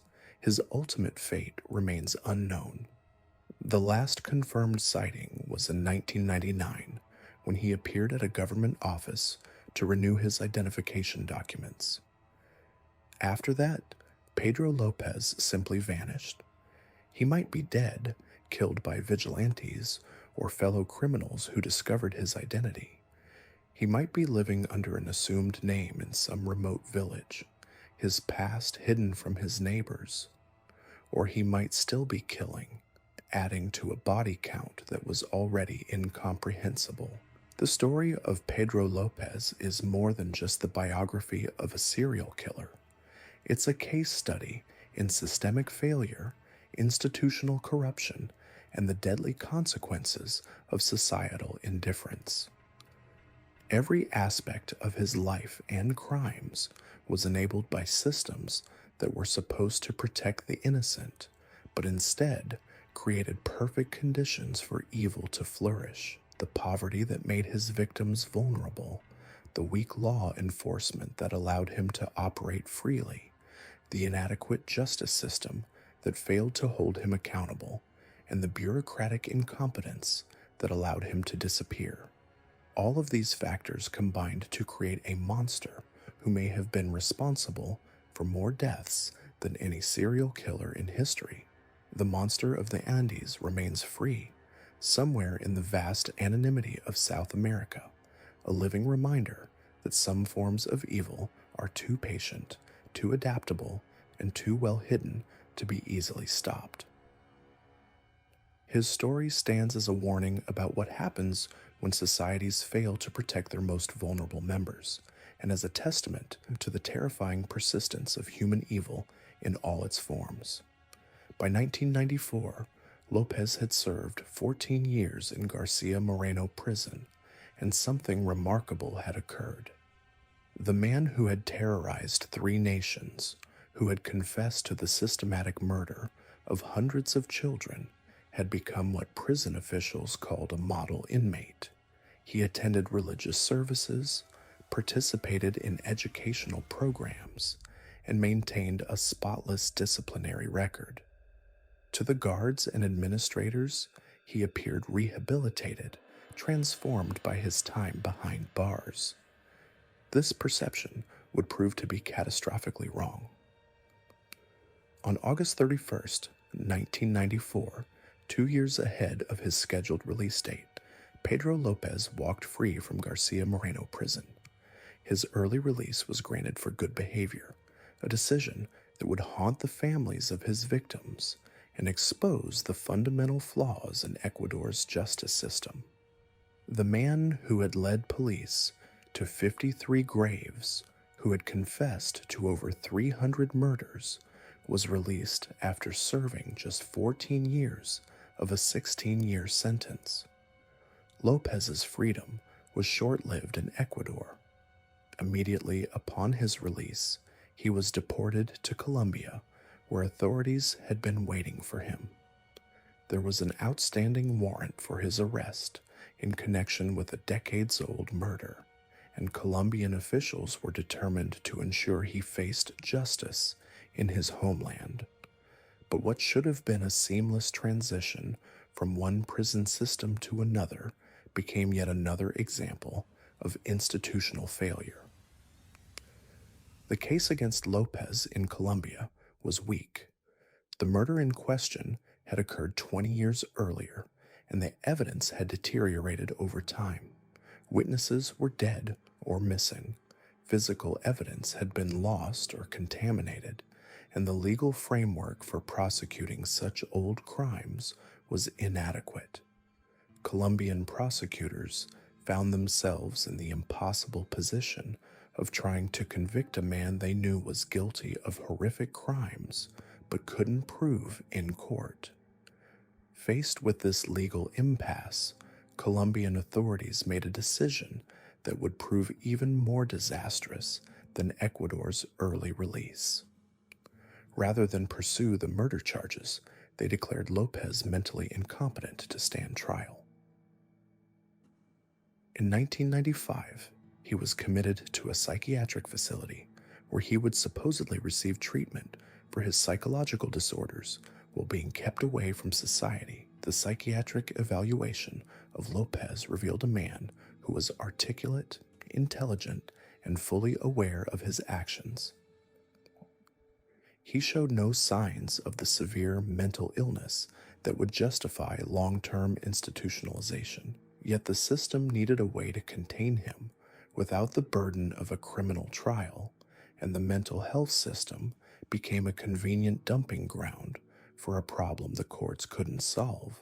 López's time in the psychiatric facility was marked by the same manipulative behavior that had characterized his entire life.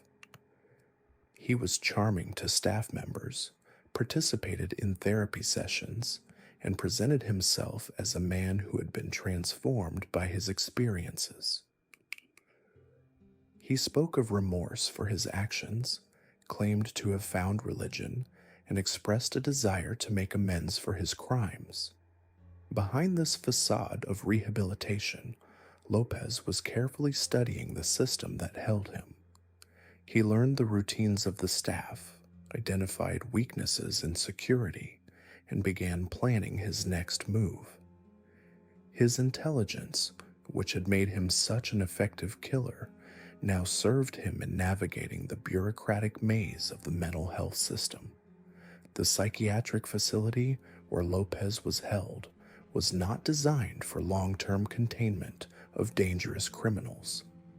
It was a treatment center focused on helping patients recover and reintegrate into society. The staff, trained in therapy and rehabilitation, were unprepared to deal with a manipulative psychopath who viewed their compassion as weakness and their trust as opportunity. López's case file during this period reveals a man who had perfected the art of institutional manipulation. He attended group therapy sessions where he spoke movingly about his troubled childhood and the trauma that had shaped his violent behavior. He participated in art therapy, creating disturbing drawings that he claimed represented his journey toward healing. He even mentored other patients, presenting himself as someone who had overcome his demons and could help others do the same. The psychological evaluations conducted during this period paint a complex picture of López's mental state. While he showed no signs of psychosis or severe mental illness, the reports noted his profound lack of empathy, his narcissistic personality traits, and his ability to manipulate others. Yet these same reports also suggested that he was making progress in treatment and might eventually be suitable for release. This assessment would prove to be tragically naive. Lopez had not been rehabilitated. He had simply learned to hide his true nature more effectively. The therapy sessions, the religious services, the expressions of remorse, all of it was performance art, designed to convince his captors that he was no longer a threat to society. The decision to release Lopez from the psychiatric facility was made in February 1998, just 3 years after his commitment. The official justification was that he had been successfully treated and no longer posed a danger to the community. He was released on $50 bail with the requirement that he report regularly to authorities and remain in the jurisdiction. The conditions of Lopez's release were laughably inadequate for someone of his history and potential for violence. The $50 bail was meaningless to a man who had spent decades evading capture and had no intention of complying with legal requirements.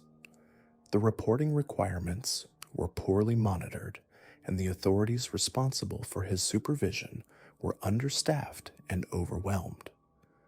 Lopez's first stop after his release was a visit to his elderly mother in El Espinal, the town where he had spent part of his childhood. This meeting would be their last, and it revealed the depth of Lopez's calculating nature. His mother, now in her 80s and living in poverty, was terrified when she saw her son at her door. She had heard about his crimes and knew the kind of man he had become. Instead of the emotional reunion one might expect between a mother and son, Lopez's visit was purely transactional. He had come to claim his inheritance, expecting to find some financial benefit from his mother's estate. When she explained that she had nothing to leave him, that she was surviving on a meager pension and owned virtually nothing of value, Lopez's reaction was coldly pragmatic. He sold her bed and chair to strangers on the street, converting his mother's few possessions into cash for his own use. This act of callous exploitation against his own mother demonstrated that Lopez's capacity for cruelty extended even to those who had given him life. There was no sentiment, no family loyalty, no basic human decency, only the calculating opportunism of a predator. The authorities who had released Lopez were beginning to realize their mistake. Reports began filtering in of a man matching his description being seen in areas where children went missing. The patterns were familiar. Young girls disappearing from markets, playgrounds, and school grounds.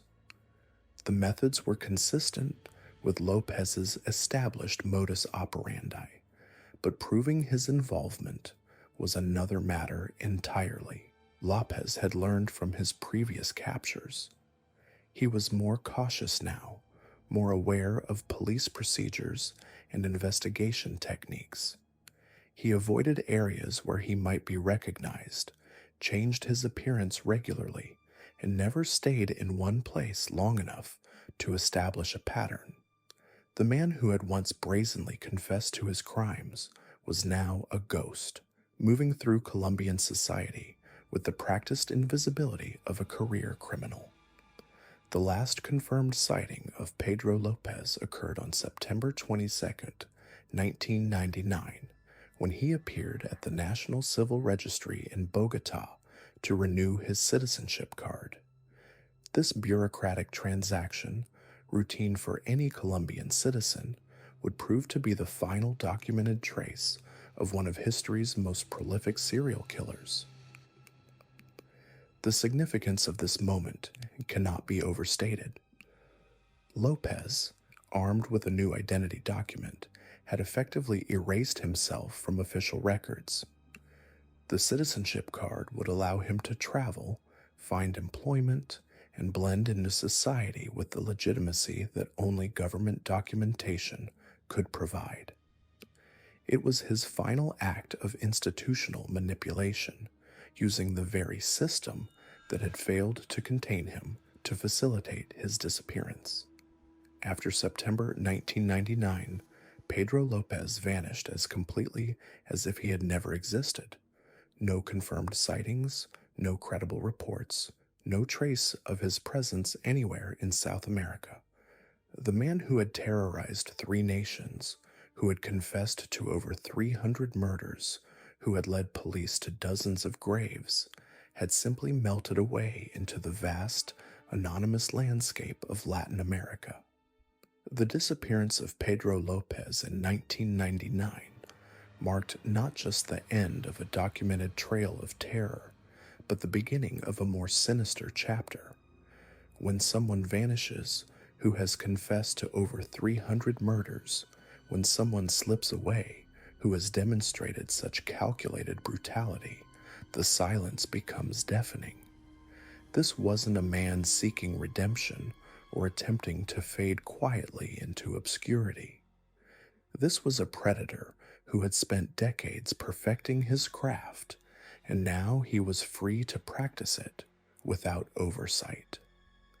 The last confirmed sighting came from his own mother, a woman who had lived with the knowledge of what her son had become. When López appeared at her door in El Espinal, she was certain he had come to kill her. Instead, he asked for his inheritance, and when she explained her poverty, he sold her bed and chair to strangers on the street. Then he told her to get on her knees and gave her a blessing. The grotesque theatricality of this final interaction reveals everything about López's twisted psychology. Even in his final, documented moments with family, he maintained his role as a figure of power, someone who controlled life and death, someone who dispensed judgment. But what happened after that blessing? Where did the monster of the Andes go when he walked away from his mother's house? The answer is a void that has haunted investigators and families of victims for over 2 decades. López didn't just disappear, he evaporated.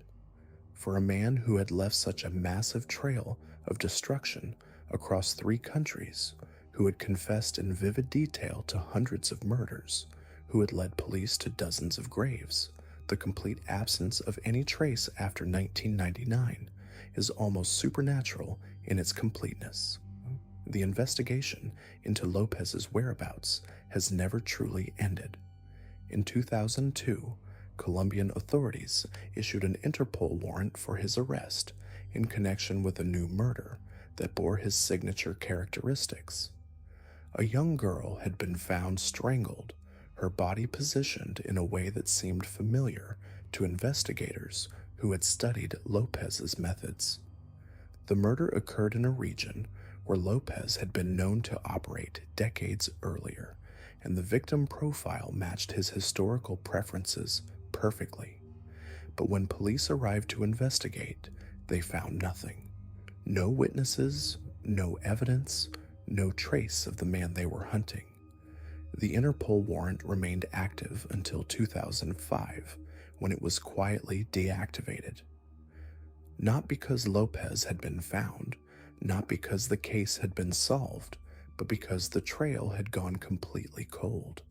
The international law enforcement community, with all its resources and technology, had been unable to locate a single credible lead on the whereabouts of one of history's most prolific serial killers. The deactivation of that warrant represented more than just bureaucratic housekeeping. It was an admission of defeat.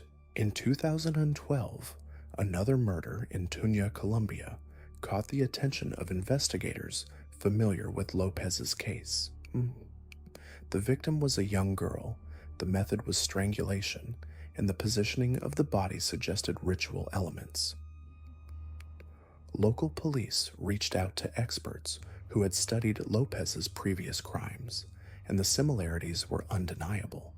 But similarities are not proof, and without physical evidence or witnesses, the case remained unsolved.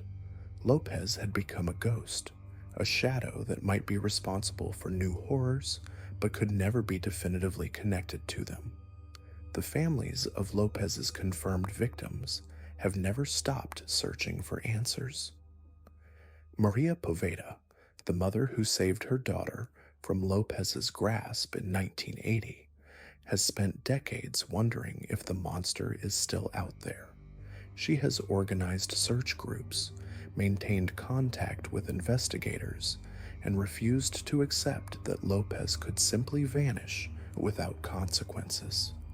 Her efforts have been joined by other families, other survivors, creating an informal network of people who refuse to let the world forget about the monster of the Andes. These families have documented dozens of unsolved cases across South America that could potentially be linked to Lopez. Young girls found strangled in remote locations, bodies positioned in ritualistic ways, crimes that occur in areas where Lopez was known to have operated.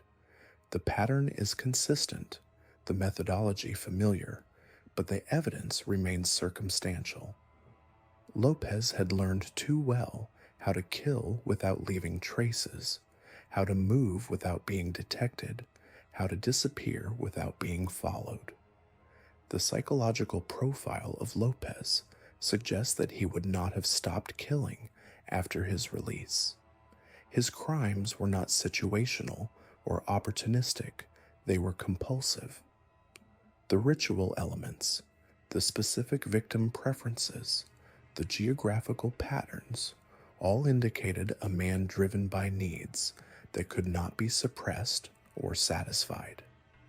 Mental health experts who studied his case files concluded that Lopez was psychologically incapable of stopping his killing spree voluntarily. If he was alive, he was killing. If he was killing, he was doing it somewhere that authorities couldn't find him. The most disturbing possibility is that Lopez adapted his methods to avoid detection. His early captures had come from being too visible, too careless about witnesses and evidence. A man of his intelligence and experience would have learned from those mistakes. He might have moved to more remote regions, targeted even more marginalized populations, or developed new techniques for disposing of evidence. The Lopez who disappeared in 1999 was not the same man who had been captured in 1980. He was older, more experienced, and infinitely more dangerous. Some investigators believe Lopez may have died in the years following his disappearance. They point to his age, his lifestyle, and the high-risk nature of his activities as factors that could have led to his death. Perhaps he was killed by potential victims who fought back, or by criminals who discovered his identity, or simply by the hazards of living on the margins of society. But there has never been a body, never been confirmation, never been closure. The lack of closure has created a different kind of terror for the communities where Lopez once operated. Parents in rural areas of Colombia, Ecuador, and Peru still tell their children about the monster of the Andes. The story has become part of local folklore, a cautionary tale that parents use to keep their children close. But it's more than just a story. It's a living fear, because nobody knows for certain that the monster is gone.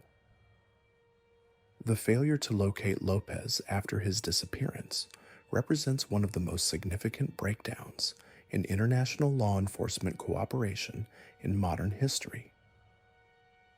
Here was a confirmed killer of over 100 people, a man who had confessed to 300 murders, someone who had demonstrated an inability to stop killing, and the combined resources of multiple countries could not track him down. The case exposed weaknesses in information sharing, jurisdictional cooperation, and resource allocation that have implications far beyond this single investigation. But perhaps the most chilling aspect of Lopez's disappearance is what it reveals about the nature of evil itself. This was not a man who killed in passion or desperation. This was not someone driven by circumstances or mental illness in any conventional sense. This was a person who had made a conscious choice to become a predator, who had refined his techniques over decades, who had turned murder into an art form. And when given the opportunity, he had simply walked away from supervision and vanished into the world. The monster of the Andes remains out there, somewhere in the shadows, a reminder that true evil does not announce itself with fanfare or dramatic gestures. It moves quietly, patiently, methodically. It adapts and evolves and persists. And sometimes it simply disappears, leaving behind only questions that may never be answered and fears that may never be put to rest. As we reach the end of this dark journey through the life of Pedro Alonso Lopez, we're left with questions that cut deeper than any simple explanation could reach. The monster of the Andes didn't just vanish into thin air in 1999. He dissolved back into the very system that created him, a system that had failed him as a child and failed his victims as an adult. Think about this for a moment. A man who confessed to over 300 murders, who led police to dozens of graves, who described in chilling detail how he would strangle children at sunrise just to watch the life drain from their eyes. This same man walked free on $50 bail, $50. That's less than most people spend on dinner. The absurdity of it would be laughable if it weren't so horrifying. But Lopez's story isn't just about one monster. It's about the monsters we create when we abandon our most vulnerable. Every system that touched his life contributed to what he became. The violence of la violencia that claimed his father, the mother who cast him out at 8 years old. The streets of Bogota where he was sexually assaulted by strangers. The reform schools that brutalized him. The prisons that taught him to kill. Each failure, each moment of cruelty, each time society looked the other way, it carved away another piece of his humanity, until what remained wasn't human at all. It was something else entirely, something that could smile while describing how it cuddled with corpses, something that could sell human flesh as barbecue and sleep soundly at night. The truly chilling part isn't that Lopez existed, it's that he was allowed to exist. For decades, he moved freely across 3 countries, targeting the most vulnerable members of society: indigenous children, street kids, girls whose disappearances barely warranted police reports. He understood instinctively that he could hunt among the forgotten, the discarded, the invisible. And when he was finally caught, when the full scope of his crimes became clear, what happened? He got 16 years. 16 years for over 300 lives. He served his time reading books, playing chess, being a model prisoner. He charmed guards, manipulated psychiatrists, and convinced everyone that he was reformed. Because that's what predators do. They adapt, they survive. Lopez's release wasn't an accident. It was the inevitable result of a system designed to handle petty criminals, not monsters. Ecuador's laws weren't written for someone like him. Colombia's mental health system wasn't equipped to contain him. The international community wasn't prepared to track him, so he slipped through every crack, exploited every loophole, and disappeared into the shadows once again. The last confirmed sighting was in 1999, but that doesn't mean he stopped. It means he got better at hiding, smarter about choosing victims, more careful about covering his tracks. The idea that someone like Lopez would simply retire, would hang up his killing tools, and fade away peacefully is naive beyond belief. Somewhere out there, in the sprawling slums of Bogota or the remote villages of the Andes, Pedro Lopez may still be hunting. He'd be in his 70s now, but age doesn't cure monsters. It just makes them more cunning, more patient, more dangerous in ways we can't even imagine. The children of South America's streets, the ones who sleep in doorways and beg for coins, they're still out there too, still vulnerable, still invisible to the systems that should protect them.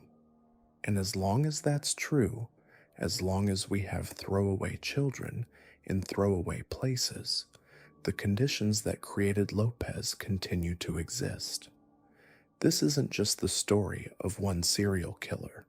It's the story of what happens when society abandons its most vulnerable members, when poverty and violence and institutional failure combine to create perfect hunting grounds for predators, when the people in power decide that some lives matter less than others. Pedro Lopez understood this better than anyone. He knew that dead street children don't make headlines, that missing indigenous girls don't spark manhunts, that the system would always protect itself before it protected them. And he was right. Even after his arrest, even after his confessions, even after the world knew what he walked free. The monster of the Andes didn't just kill children. He killed the illusion that justice exists for everyone. He proved that with enough victims, enough time, and enough systemic failure, even the worst monsters can slip away into the darkness. And that darkness is still out there, waiting. Because Pedro Lopez was never really one man. He was a symptom of something much larger, much more terrifying.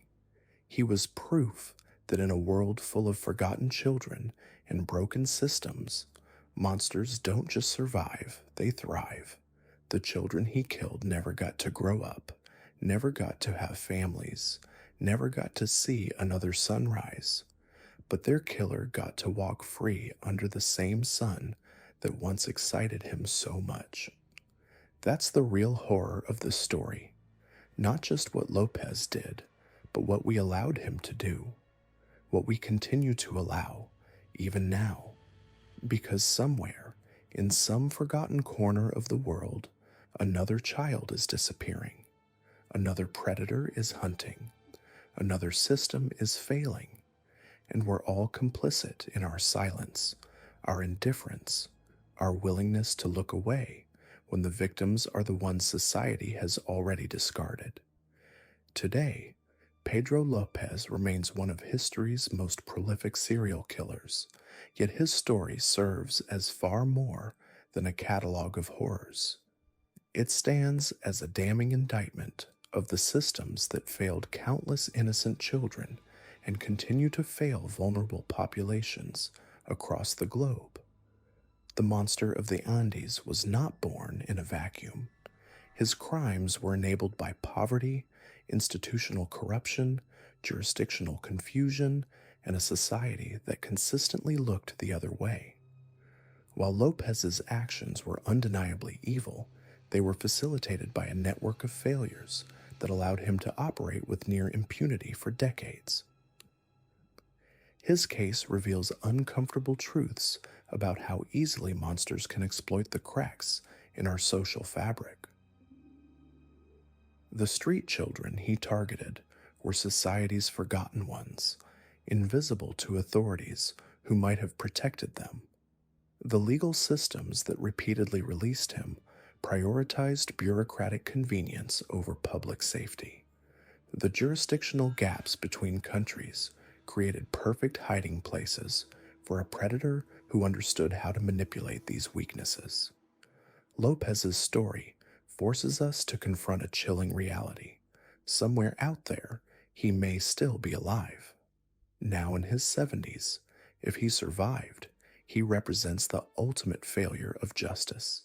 His victims' families never received closure. The communities he terrorized never found peace, and the systems that enabled him have largely remained unchanged. The legacy of Pedro Lopez is not just one of unspeakable crimes, but of systemic indifference. His story reminds us that monsters are not supernatural entities that appear from nowhere. They are created, enabled, and sustained by societies that choose to ignore the warning signs until it's too late. In the end, Lopez's greatest accomplishment may be exposing the monsters that already existed within the institutions meant to protect us.